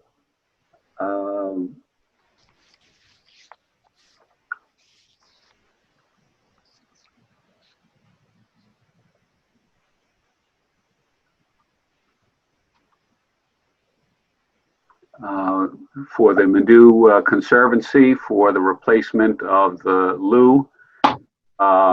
It basically has been distributed before for our several meetings where this discussion has or has not taken place in the case of our canceled March meeting. And has the modifications that we have had some discussion of before about the new building when it's built to be documented, and signage that it's a reproduction, and the effort to preserve the garden plantings to the maximum extent possible, and to also not alter the garden topography and landscape elements when they are building. The town board has scheduled a public hearing on this for June 9th. And to make it clear to the town board that we have reviewed and are in favor of what Madhu will do if they do amend the easement, this resolution will provide that confirmation for the town board. I should say, we did have a meeting, I think, David, was in March, that the town board briefly considered this item. I don't recall if it was on the agenda or not. I think it was scheduled to be. Well, in any case, yeah, everybody seems to be on board. There was a little question from the supervisor at the time who asked whether or not the building was part of the evaluation of the property that was part of the payments made for the easement. And it turned out, no, the loo was not included in any of the value of the easement calculation.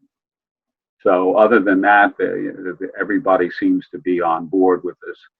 And the Madhu Conservancy has said that the new building will be subject to review.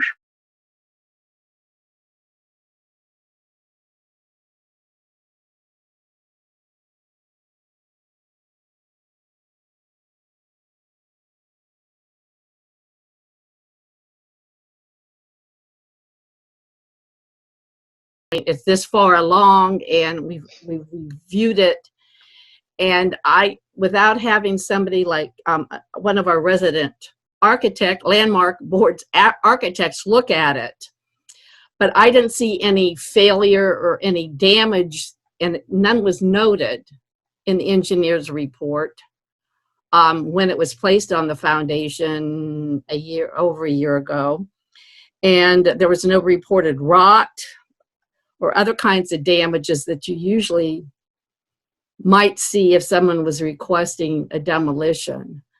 So the engineer noted that the beams could be you could have reinforced the beams and add new beams as needed. And in my opinion, that would be my recommendation. It would be to object to the demolition, and then to recommend that they reinforce and do the new beams. And the backstory on this, this is an Atterbury barn. It was on Atterbury property. It did not show up. I mean, according to the research I did for it previously, it did not show up originally. And so we don't know exactly when it was placed in this position, but it was not there on the 1902 and the 1916 maps. But if you look at the town records, Estelle Atterbury, Grosvenor Atterbury's wife, was the owner of it when it was sold. I think it was in the 70s. So it has some connection to the Atterbury family, but more research would have to be needed if Grosvenor was all involved in this. But just because the association and the fact that it is on the in the Southampton Historic Resources Survey from 2014, it was the Shinnecock Hills number 7, that it was a recognized resource at that time. It has the picture and the explanation of it. That based on that we object and recommend that they reinforce and add new beams as necessary. So I'm not sure if either Bill or Tim have any opinion by looking at that, or Vicky, who was there, but that's looking at the pictures itself, that's my recommendation. It seems to have changed hands according to Zillow in 2018, and there's a lot of interior pictures of what they've ripped out. Okay. Which doesn't look I mean, if one of the architects would have a look, I'd be very grateful, because I it don't doesn't look think it's, terrible. okay, I don't think it's changed hands to my knowledge. The same person has had it since this project started. It's been the same people. That's when it changed hands. Yes, it's Right. not on the market now, Yeah, okay, but it sold a few years ago, yeah. according to this. And you can see there's a lot of beams and nice paneling in it, and it was in, I mean, obviously you can't tell, but didn't look in terrible nick. I don't see any, I agree with Susan. I don't see any, I don't understand why they wanted to demolish. Yeah, It was not clear to me, I've been to the site now 3 times, and I don't understand the application. And if it is a span problem, I think what you had said earlier about adding intermediate joists or girders or something else for it to shorten the span would be the approach you would take.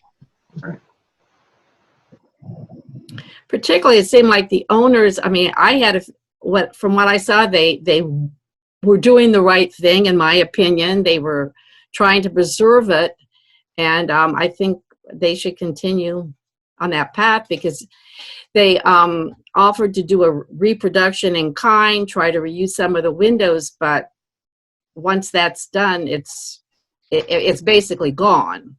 So right now, we still at least have the structure. They have the structure, and if it should be supported, as the engineer mentioned, it could happen. He said reinforce and new beams. I think that would be appropriate. Mm-hmm. So my recommendation is to object and recommend that they follow that path that the engineer had suggested as an alternative. One of the things that strikes me about this project is that they have proceeded kind of step by step to try to preserve the original building.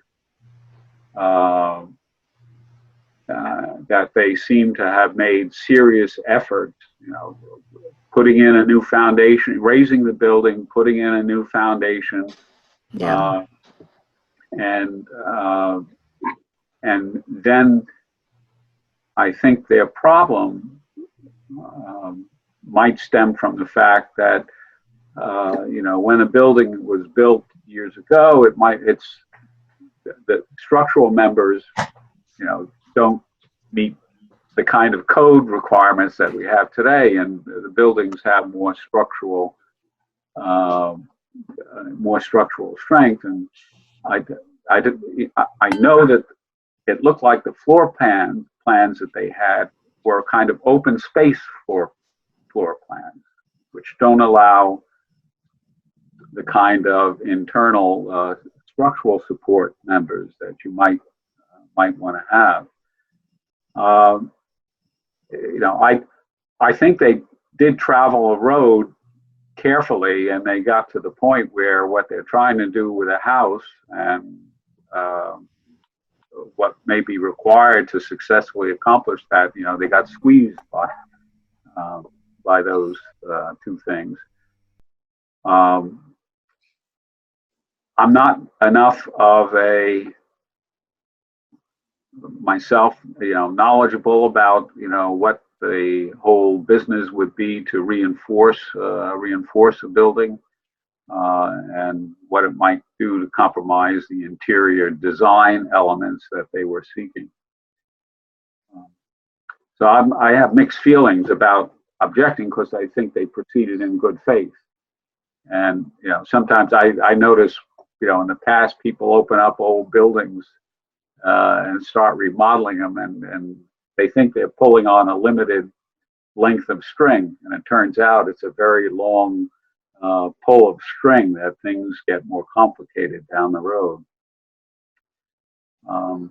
I guess it's one of the things that I think I may have commented at the time, that they requested a waiver for the engineer's report when they were doing this, and we gave them the waiver.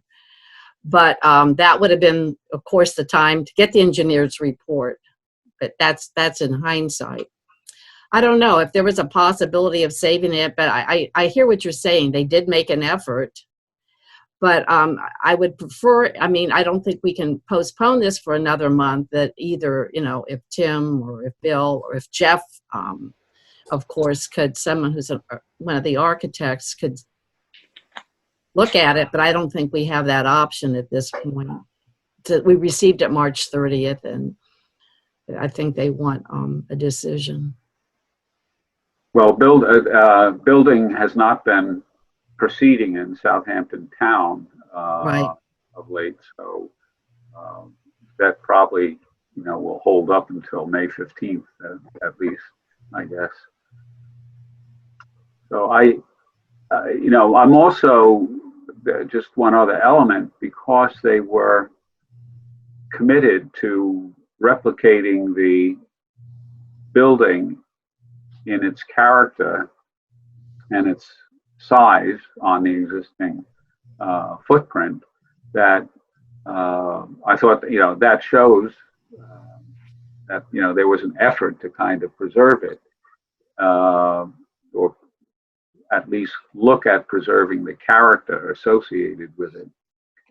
And, you know, it would be a new structure, except for whatever windows they might want to retrieve. So, as I say, I really have mixed feelings about criticizing their approach at this point in time.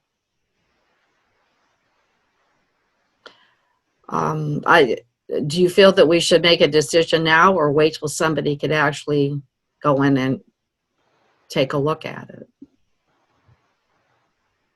Well, before that, do we have any volunteers who are willing to, if the occasion presents itself, to take a peek at it? I mean, it is, you know, it will be an effort to get somebody to look at it in an appointed time. It looked like it was, if somebody had permission, it looks like it was open. Wasn't it open, Vicki? Yes, it's open. You can definitely get in. I mean, from what I remember, there was an area that you could definitely get into. They have most of it blocked off, but, you know, I think you could manage to get in. But I wouldn't want to get in without, you know, they're okay. Because we may Right. have to remove a board or something, so we definitely would need Right. to notify them. And if they've done anything that was different from the previous interior sort of glimpse, that would, you know, make it unsafe to walk through, we'd need to know that also. Right. I agree. Okay, well, I'd be willing to go and take a look at it if I can get inside it and see it. I'm happy to go with you, Bill. Okay.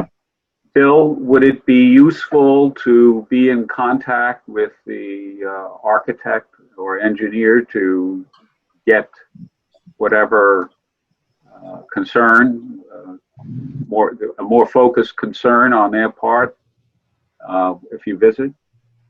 Yes, yeah, it'd be good to have either them at that meeting, you know, to go into the house with them, or if I can get, I haven't really looked at the application, so I'd have to see what kind of drawings they provided.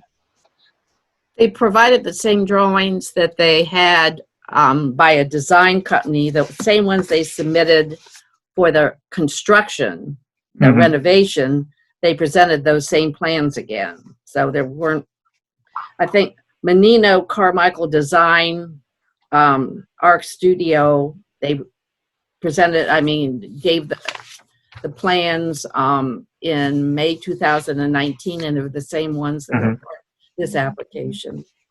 Okay. This time there was an engineer was added. You'll find his name in the application. I don't think it's appropriate for members to be going out to the site and visiting with architects.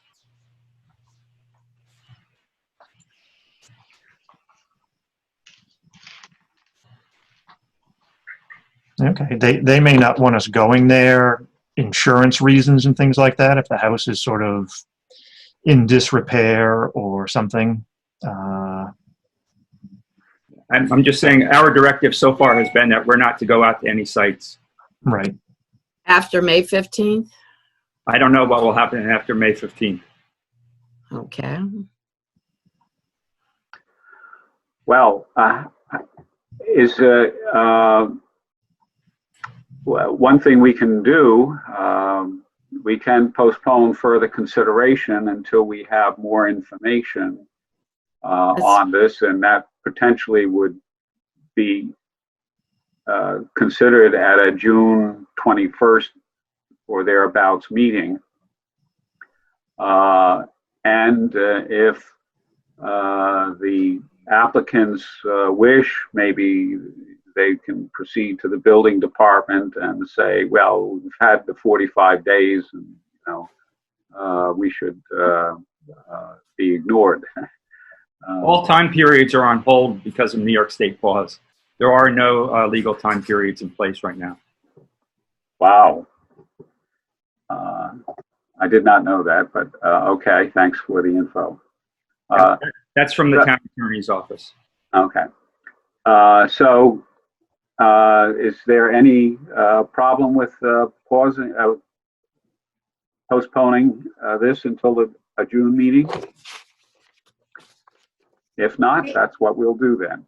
Can't they make, can they make a telephone call to architects or the submitters to talk to one of the architects on our board to see if they could give it more information? That's certainly acceptable. Yeah. Bill? Yes. Are you inclined to undertake another management task of another case? Sure. Okay, it's yours to organize and communicate and evaluate. Okay, will do. Bill, thank you very much. You're welcome. Bill has the expertise. Thank you, Bill. Okay, you're welcome. Okay, having passed on that, we will proceed to the construction permit applications.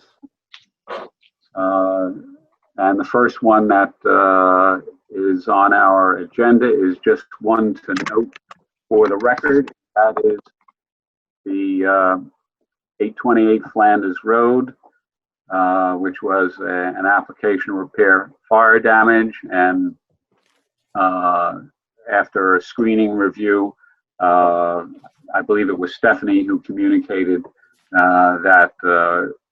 communicated to the building department that we did not need to have a further review of this application. The next application after that is 54 Fanning Avenue, Hampton Bays. The application involves a proposed laundry room conversion for a residence that was built about the year 1931. And I believe, Sarah, you did forward reports I did, but to us today. Let me see if I did forward the reports, but it was basically, I have no objections. There's no change to the structure or the footprint whatsoever. They're not adding a window. They're just converting this interior room, and so it doesn't really affect the outside at all, and everything should be untouched.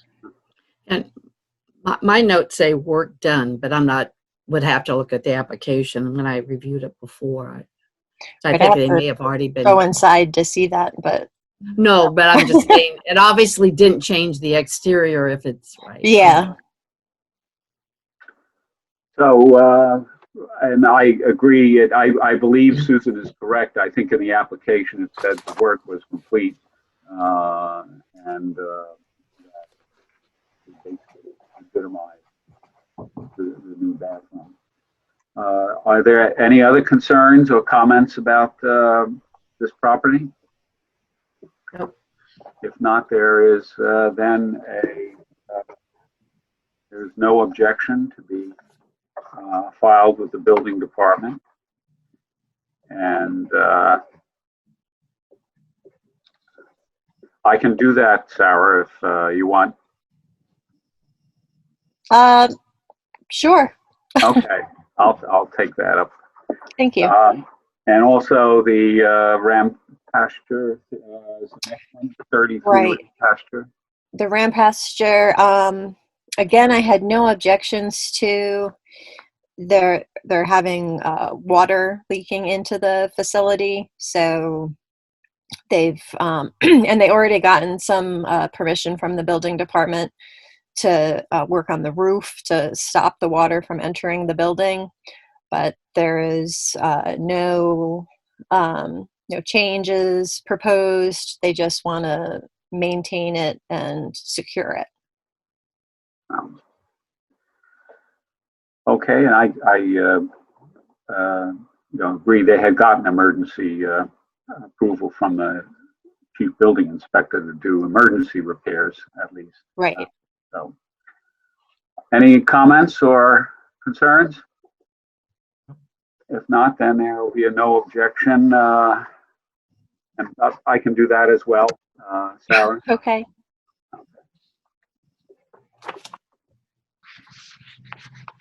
358 Montauk Highway Eastport, solar panel installation.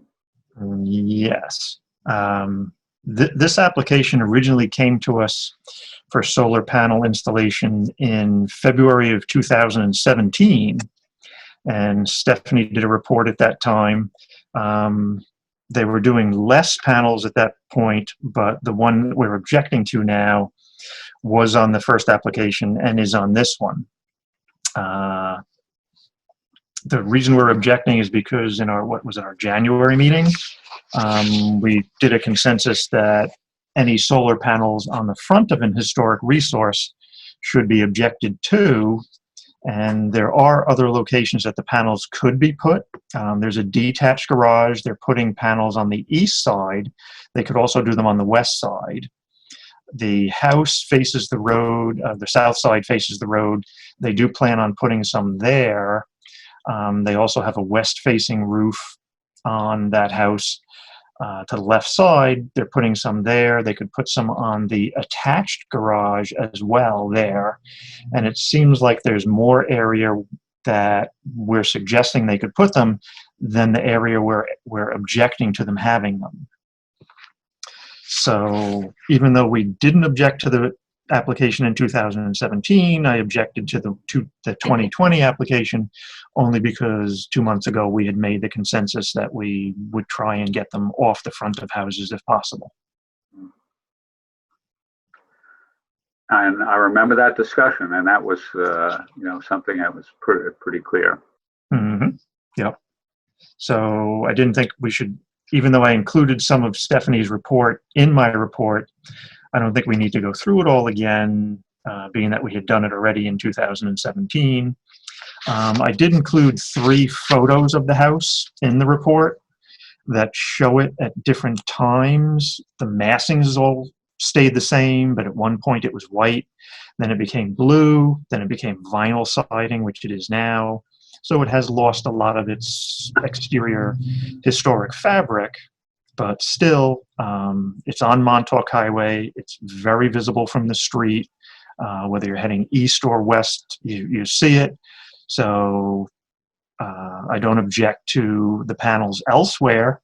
I just wanted to object to the ones on the front of the house. And you make recommendations as to alternative? Yes. Yep. There's 2 other locations. Yeah. The original application had them in 2 locations.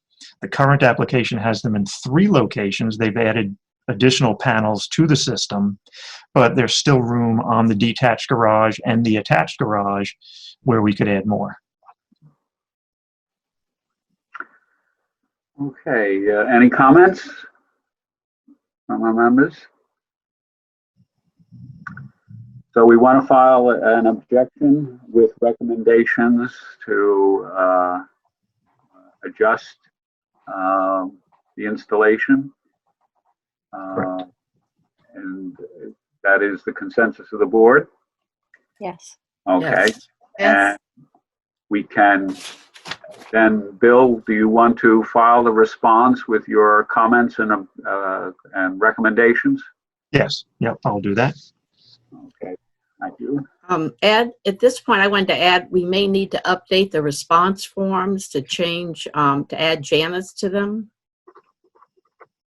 To add, Janice Shear, I think we still have Kyle on the oh, response forms.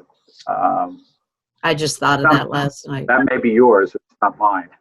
Okay, okay. But I it, think we can do it on our own, but that's just a reminder. right, okay. Well, thanks for just making a note of it for all of us to be aware to update the letterheads that we use. Exactly. All right.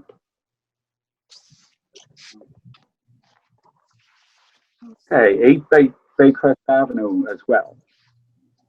That's, Yes. There's a single-story dwelling here and a detached garage. Both structures are visible from Baycrest Avenue. It is identified in the AKRF. The AKRF dates it to 1920. The property is not mentioned in the 2004 historic profiles of Eastport, Spionk, Remsenburg, and West Hampton. The existing dwelling is very modest in size, but it will be altered to receive an extremely large addition. The garage is currently being converted into a pool house, and there's a stop work order on it. I believe they had a permit to do a swimming pool. The swimming pool is also under construction. It's weird, there's no information in the town GIS system. Although we got tax records with the application, there's nothing available in the GIS. For some reason, when you go to it, the forms are all blank in their file. On the 1873 map, there's no structures on this property. It's vacant, owned by J.W. Bishop and W. Bishop.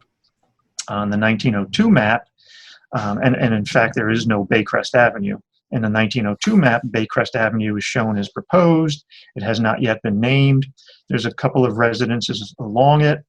The subject property is still vacant, but now owned by N.B. Rogers, who owned many properties in the West Hampton area at that time.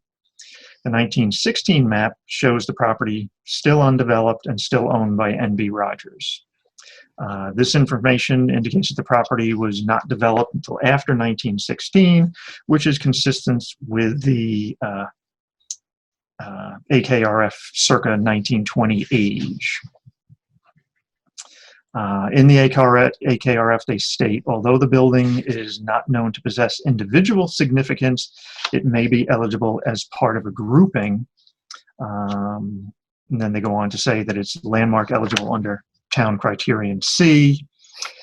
In the immediate area, there are 12 historic resources.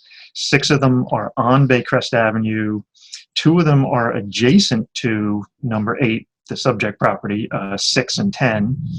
And it is visible from 4 different historic resources. So you can see why they thought it was part of a grouping.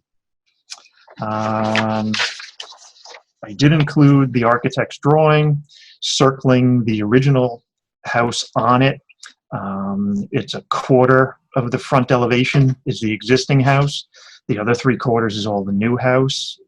They are changing the windows from 6/1 to 2/1. They're taking out the front door. They're taking off the little front porch. They're adding awnings over the front windows and a shed dormer on the left-hand side. So it's going to be fairly, unless you're just looking for the form of it, it's going to be something that you can't identify the original house anymore. The changes to it and the addition that overpowers it so much are going to make it so that you don't really recognize the original house at all. So I was glad they were saving it, but then I was upset that it was sort of going to be something that you wouldn't recognize anymore anyway. So I wasn't sure whether to object to it or, because they're saving it, to not object to it. So I was wondering what others thought. To the degree that there are associated I shouldn't say associated, but they are neighborhood historic resources. This might disturb any kind of context for a historic district to be created among this grouping of houses. I would say so, yes. And just to be noted, this is 8. Just to the left of it is 6. And the same people who purchased 8 have purchased 6 and plan to do something to that one as well. So we're about to lose that one. They plan on keeping it the same as they've kept it here, but with enough modifications that, again, it won't be identified as the original house.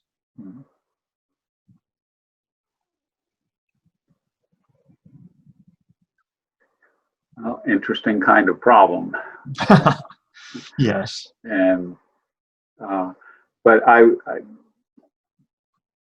not familiar with the neighborhood myself, but the question is, how much identification does it have as a cluster of houses and neighborhood? I mean, is there a good sense of people who live in the community that these are all kind of associated together as like structures with a common period of development? I would say yes. And they're all very modest sized homes. So you do understand that somebody's going to want to add on to it. But I think this is going to be one of the largest houses in that section of the road. So it was tough to make a decision. I'd hate to say, just knock it down and build a big house there. But then again, not being able to recognize the original house, it's sort of lost to time anyway.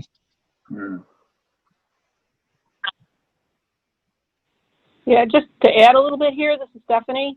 This neighborhood is to the north of the historic Culvertown neighborhood, and a little bit south of historic Civil War era and older neighborhood.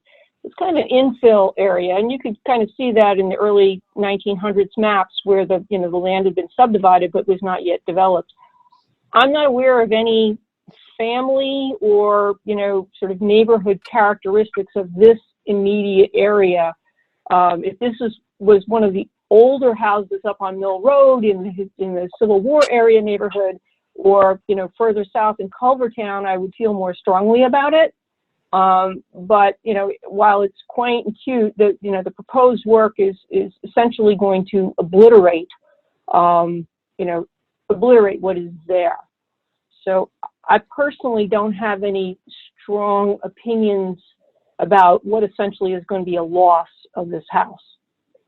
And David, I don't know if you have any knowledge of family history here at all or not, but that's my feeling about it. No, I don't. No. Well, we're all kind of lukewarm on our feelings as to whether it's objectionable or whether it's acceptable. And I would say, in terms of not having strong feelings, that we that we not object and chalk it up to a learning experience for ourselves in terms of all the possibilities that can happen to a house that has some character to it in the community. Okay. Is that okay with everyone? Agreed. No. I mean, it's Okay. okay. All right. Thanks on that, Bill. Okay. And I'll do a response for that one as well. Okay, fine. You've done a lot already, but I defer to Stephanie and Bill because they know the location and the house better than I do. So. Okay, 142 Mary's Lane, North Sea. Jeff, if he was going to be on the phone, said he had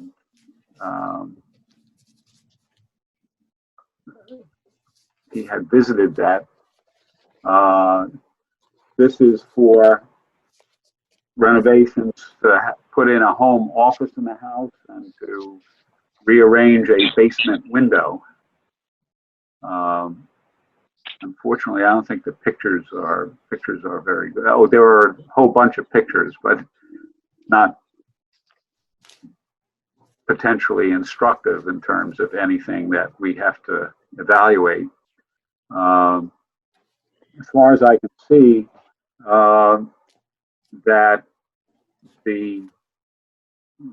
most of the renovation is going to take place it's the existing house, it's the existing footprint. It's not changing the visual character of the house, which we don't have a good picture here, but It appears to be mostly interior though, doesn't it? Except for the one door. To me, it was an... Yeah, there was an egress window. I think that was the only exterior thing that I saw. Mm-hmm. Right. And I don't find it a problem at all, so I don't know if anyone else does. No. Nope. Okay, so if there's no other comment, we'll register it as no objection, and I'll file the paperwork on it.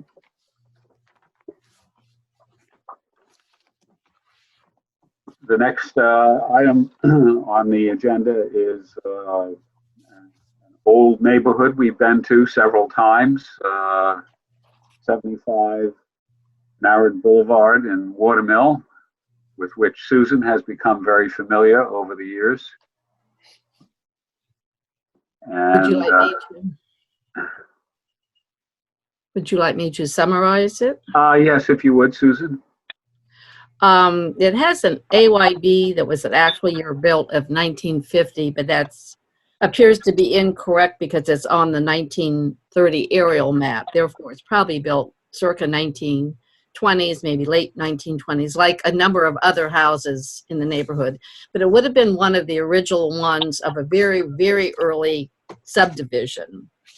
I'm trying to think. This, particular house. It's for a small construction project. If you look to the right, and thank you, Vicki, for taking these photos also.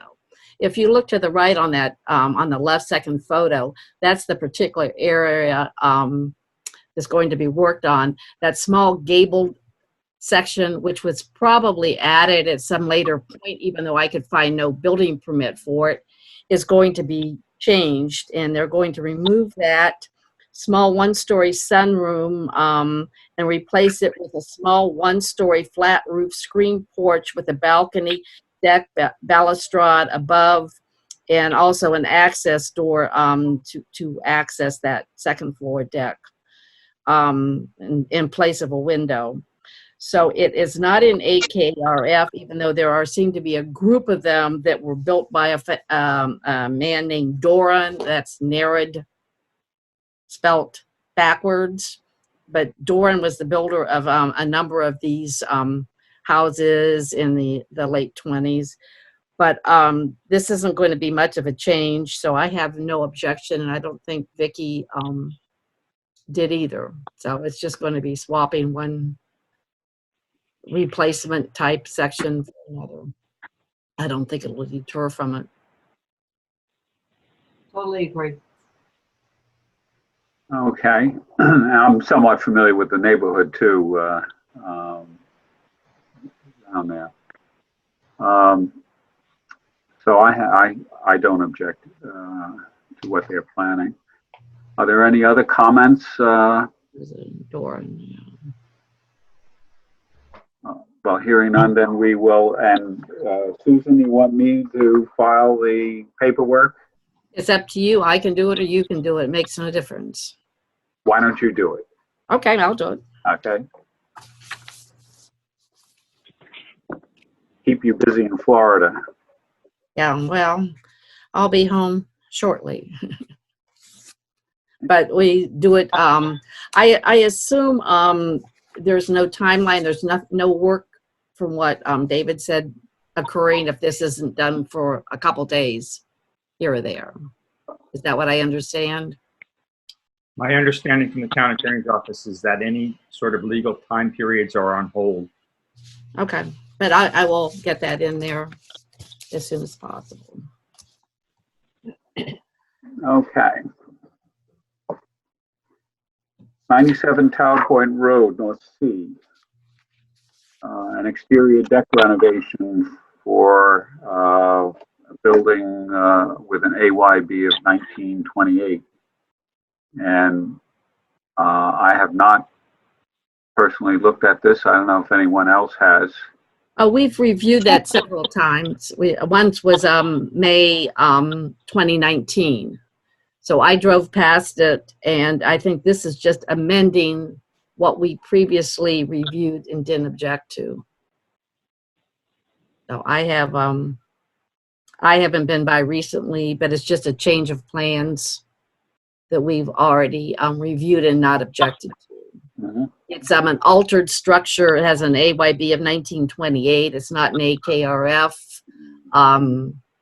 It sits to the right on Tower Point Road, and there were a lot of different kinds of additions and renovations already have been done to the structure. So yes, they point out May 21st, 2019, we looked at it. Yeah. So anybody else have any?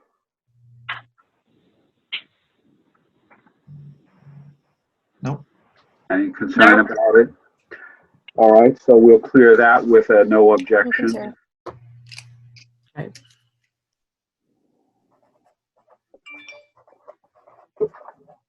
478 Montauk Highway East. Okay. This house is not identified in the AKRF, but it is recognized in the East Quogue Hamlet Heritage Area Report and indicated as the R.P. Squires / C.W. Brown home and constructed in circa 1900. There is a house with the same general configuration shown on the 1902 map and again indicated as R.P. Squires. And then later on the 1916 historic map indicated as C.W. Brown. There's an accessory structure that also appears to be shown on the rear of this property on these maps. The proposed work is interior renovations that will then result in replacement of 5 windows and the removal of 1 exterior door. Extensive work has already been done on the structures. There's a certificate of occupancy from 1969 stating that it was done prior to 1957. It calls it a one two-story frame house, a barn and a shed. The current tax records show the AYB of the house is 1920, an open porch built on the house in 1960, pool in 2002, and then the other building they call a cabana boathouse was also built in 1968. So kind of makes you wonder what happened to the accessory structure that was on the earlier maps if now the boathouse is 1968.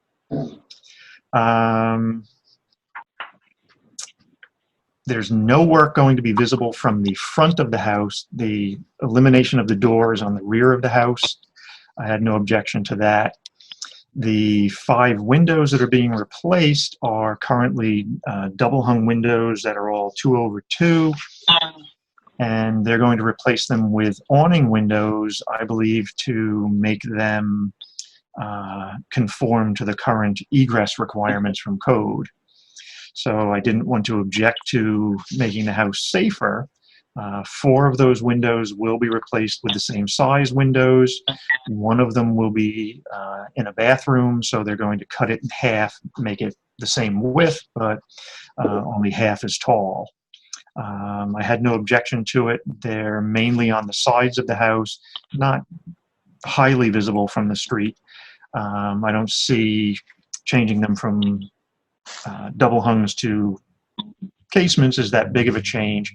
I did want to suggest, though, that when they purchase the windows, they do a heavier sort of mullion in the center of the window horizontally that would look like the lock rail of a double hung window, and then the smaller verticals to make it look like 2/2, so that at least it emulated the original windows. So otherwise I had no objection. I just had an objection with a recommendation.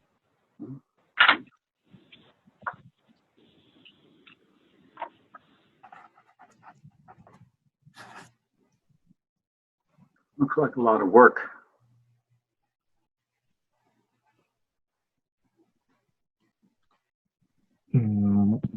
What looks like a lot of work? A lot of work was being done.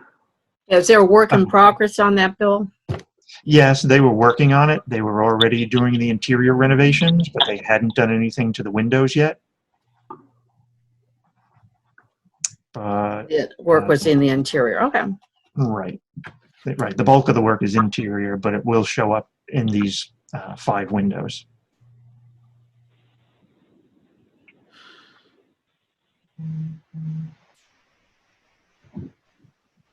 So any comments or concerns? Okay, without any expression, Bill, do you want to make those recommendations on the response that you file? Yes. Yep, I'll do that. Okay, thank you.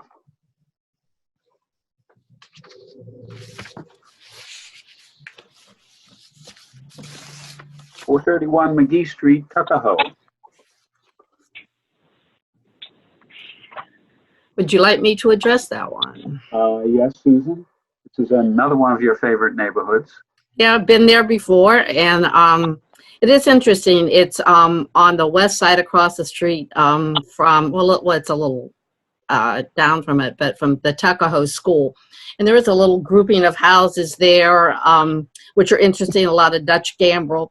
This particular house has been for sale, I don't know, was it for sale last year? And Sheila and I were following it ever since we heard that. But this is an interesting house. It looks like there have been some alterations. So it was in the AKRF table, but it is not listed as a resource because it said it needed further research. Also, that it looked like that porch had been, the front porch had been enclosed at some point, and I agree to that.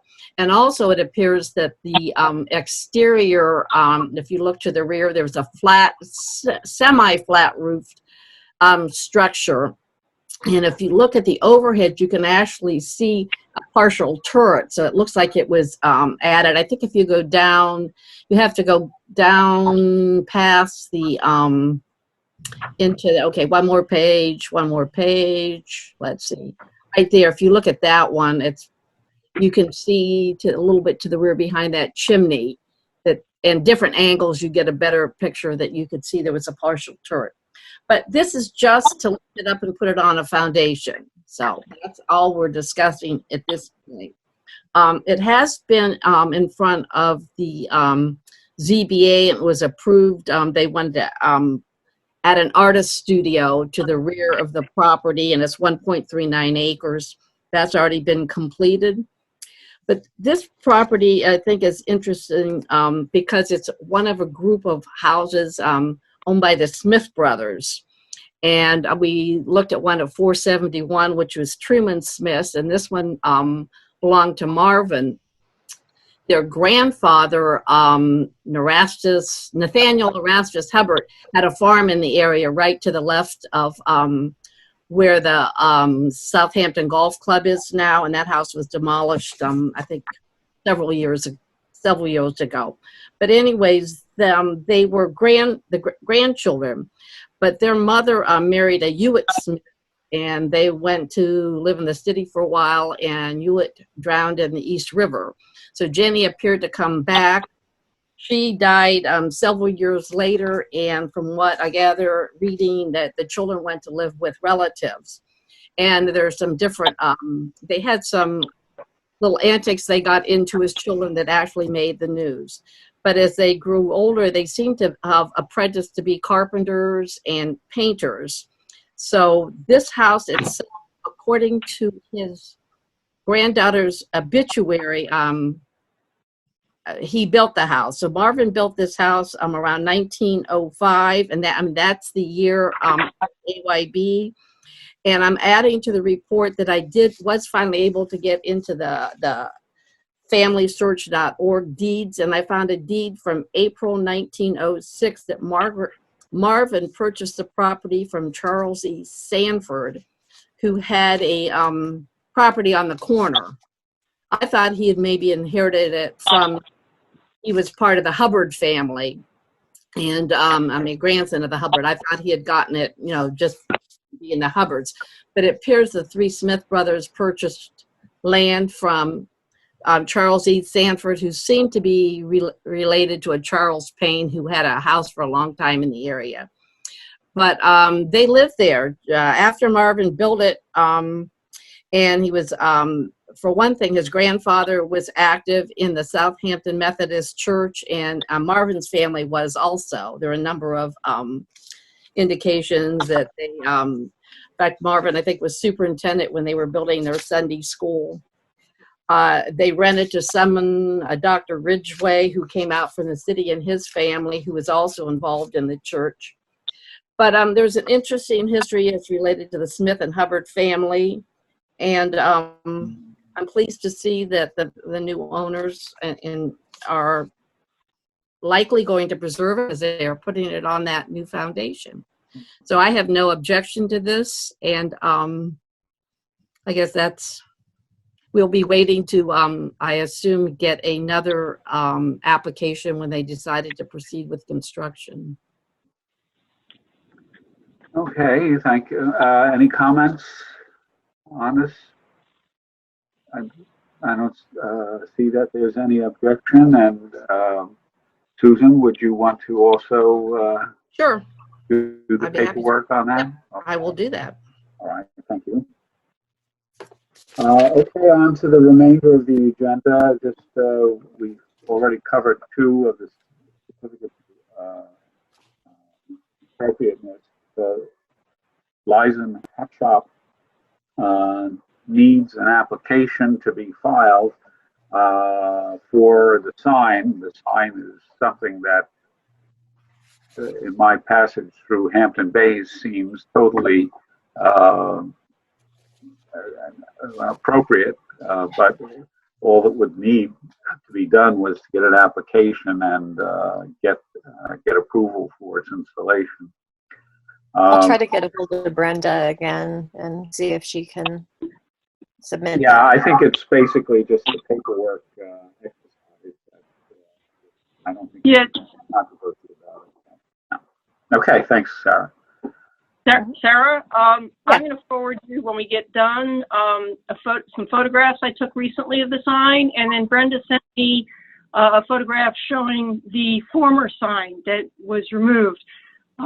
So it's basically the only difference between what's there now and what was there in the past is there used to be matching signs on either side of the hat shop. There's only one sign now. Right. So I think we have the information we need to do the application. And I think it would be helpful if we could just assist Brenda with getting the application done. Okay, I'll take care of that. Okay. All right, thanks for the update, Stephanie. On to referrals. 94 Dune Road, East Club, site redevelopment. Yeah, this is a proposed redevelopment that is with the ZBA. Susan picked up on it, and they don't normally refer matters to us, but because this property, I have heard anecdotal evidence about having a historic sail loft on it, I requested the materials for the proposed redevelopment. This is the Dockers property on Dune Road, which contains several structures, and the structure of interest forms essentially the core of the restaurant now, It's a two-story building that is kind of barnish in appearance. The interior, of course, no longer resembles a barn. And the proposed application involves demolition of all the structures on the property and redevelopment with, I think it was condos or something or other. It's a rather large-scale development, and I'm sure it's got a number of other hurdles it's going to have to pass over. But I did a little looking into the history of the property.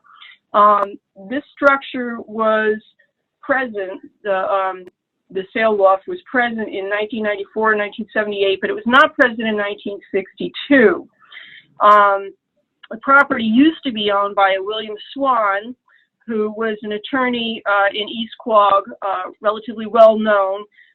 He was characterized in the Southampton Press at one point as a lawyer and real estate developer who was one of the biggest taxpayers in the town of Southampton because of the amount of property he owned.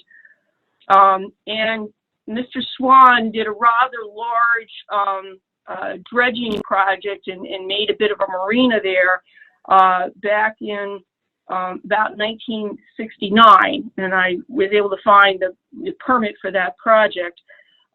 It's so-called Frank's Channel there that got dredged. And it was about that time that this sail loft appeared. And it was referred to anecdotally as Bill Swan's sail loft. So I don't know where this structure originally came from, but it was most likely moved at about the time the dredging was done and probably was viewed as some sort of marina support structure. So the bottom line here is I don't really know the history of the structure other than it appeared about the time the dredging got done. I have no idea where it came from or what it was used for. So I don't see any reason to carry a discussion back to the ZBA about a historic structure here because I can't seem to document the history. Bill Swan passed away in 1998, so we can't go back to him to get any more information. So I think that's where it sits. So your suggestion is that we just thank the ZBA for the referral, and we are satisfied that there's no reason for us to be concerned. Yes? We requested, I don't think we don't receive referrals from the CBA. Yeah. I think we requested the information from their secretary. Right. Yeah. Just to clear that up, if I'm not mistaken. So, okay, so there's no need for us to proceed with any further communication on this. Yeah, that was my judgment in this matter is since we don't have a referral, we don't have anything we have to respond to, that we simply remain silent. Okay, is that satisfactory to everyone? Yeah, Sounds good. Sounds like it, and okay, that will be the course of action. 85 North Phillips Avenue, Spion. Okay, this is an application for a subdivision that we have previously reviewed. We reviewed it last year, and we sent a response back to the planning board that referred this application to us at that time, and we had no objection to the proposed subdivision at that time.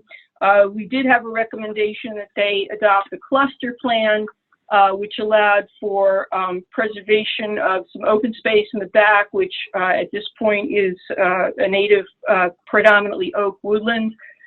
There were no historic structures identified on the property, so we didn't have any objection to the proposed demolition of these structures, which would be part of the subdivision. This most recent application was essentially for the cluster plan that we recommended, and the only difference with this application is that the property is now identified as being in a New York State archaeological sensitive area. So what I propose to do is have essentially the same response that we did back in 2019 with the added caveat that we have an archaeological study be performed commensurate with typical practice prior to any demolition or intrusive activities of the property, and that the findings of the study should be used to evaluate whether archaeological resources are present and whether further archaeological activities are warranted. So that's the recommendation at this point. Oh, sounds good to me. Okay. Any objections to that proposed response to the planning board? I don't see any and or hear any, so I would agree with your plan, your plan, and communicate that back to the planning board. Okay. Will do. Okay. All right. Pending landmark historic district applications and outreach. 146 South Road, West Hampton. This was basically something that was inspired by, I think, the easement acquisition for a neighborhood property that there was a hint or a suggestion that maybe they might be interested. I have not received anything or heard anything from the neighborhood on this. So I think we should just keep it on the agenda just for future reference, that there might be a connection to be made. Yeah, I contacted these folks after we discussed it at a meeting. I don't think it was our last meeting, but probably the prior meeting. And they're not ready to move forward at this time, but they're still considering it. So yeah, we can leave it on. Okay, very good. 680 Ocean Road, Bridgehampton, that's still hanging as well as to what process will be followed. Originally, this was a property in which the owner was interested in having an easement, a historic easement acquired, and this goes back about 3 years and was not successful at the time. Now that the process seems to have opened up a bit, it may be the case that there might be an opportunity here down the road. On the Bridgehampton Historic District, Julie Green and myself have been in communication. She has drafted property descriptions and history for the Hamlet Business District. Most of them, she's still working on completing it, and there's been some material back and forth between us to hopefully get a report done within 2 months or so. Madhu, we can take the Madhu work in progress off the agenda.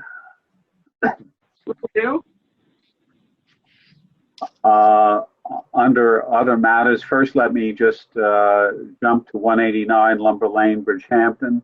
That house was a landmark 2 years ago, and last year a prospective buyer, late last fall I believe,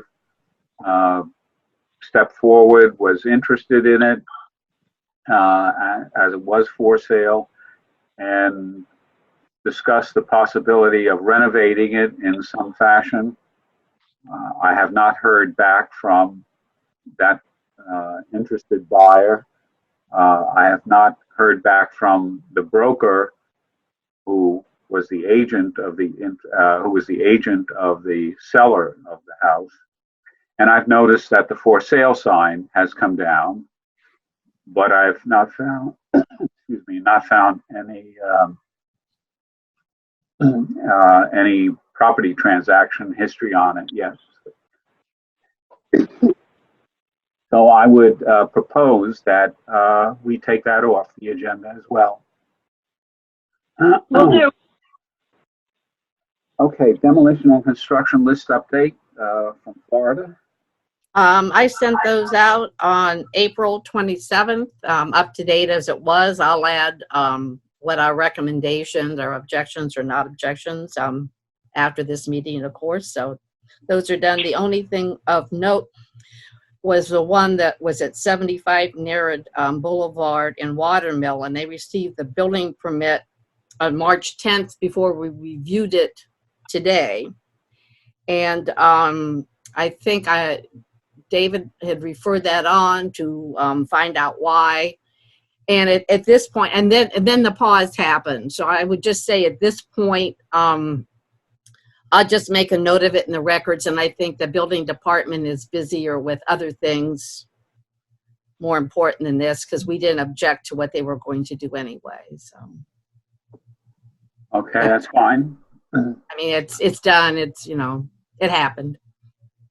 That's it for that part. The demolition without a permit memo, that is still out there, and I think we'll have to see how perhaps how the new management of the building department holds up with respect to the issuance of demolitions and the without a permit and without review by the Landmarks Board. So I think we can hold off on that still yet. The maintenance program for landmarks owned by nonprofits was approved. Okay, one more, the ZBA, really quick. Okay. Yeah, I sent that. Basically, March, they were just repeats, already reviewed or no concern. April, of course, there were no meetings.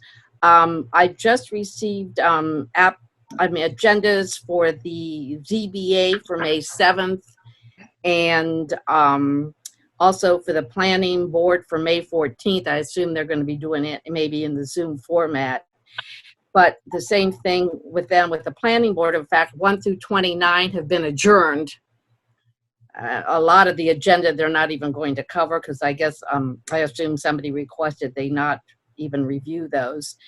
And there was one, a semi-interest, but there's no house there at the point in Eastport, a 3-lot subdivision. I just sent that on to Stephanie and Bill. But also that one repeats, already reviewed, or no concern. That's it. Okay, Susan. Thank you.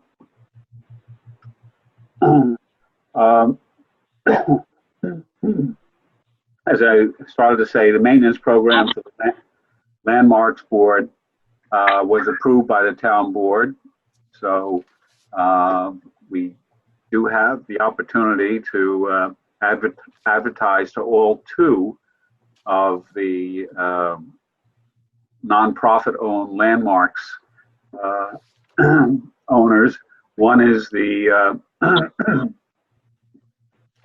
old mill and water mill. Excuse me. Oh, really? Yes. Okay. I thought you'd be interested. Yes, I just woke up from making my notes. No, I alert. Okay. And I forget who I found was the What does that mean, Ed? Sorry, could you just explain what that is?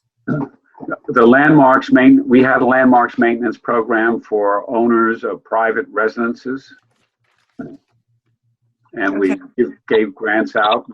We gave 2 grants out this year, but it was set up originally only to allow for private homeowners who had landmark residences. This allows nonprofits who own a landmark to apply. So like ceramics, the old mill we're talking about. Okay. Right, yeah, and Watermill, the old mill is owned by a civic association there. And the other one is the Goodwill, is it the Goodwill AME Zion. in Flanders? They also would qualify for applying for a grant when we set up the procedures and announced the program. So that's at least been authorized to implement, and we can do it as we want to do it in terms of timeframes and rules set out for the program. So that's down the road. Ed, what about the North Sea Schoolhouse? I thought that was also a not-for-profit. That, I believe, is owned by the town. Oh, is it? Okay. Because I went through the list on the website of all the landmarks and, noted who the owners were. And those were the two that I picked up that were nonprofit, nonprofit landmarks. Okay. Yeah, Ed, you're correct. That is owned by the town. Okay. I did one other item. We had some discussion last fall when the easement acquisition, excuse me, on the property in Eleanor, is it Eleanor Cobo? Yeah. Stephanie. And the Community Preservation Department went ahead and drafted and executed an easement on the property.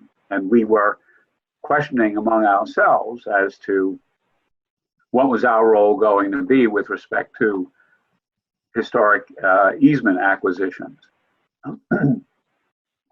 I had since had a communication with Lisa Combrink, who discovered after the easement was executed that there was supposed to be an advisory committee to have input on it.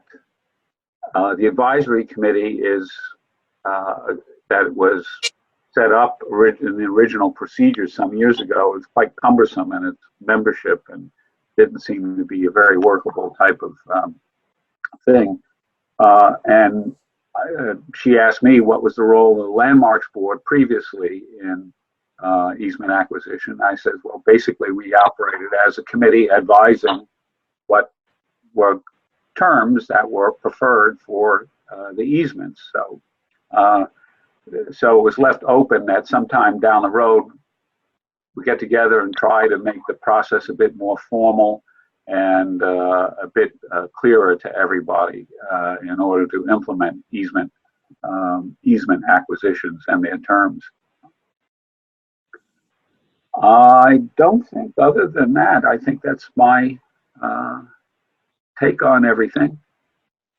Anyone else have things that they want to bring up? Oh, I should mention one other matter.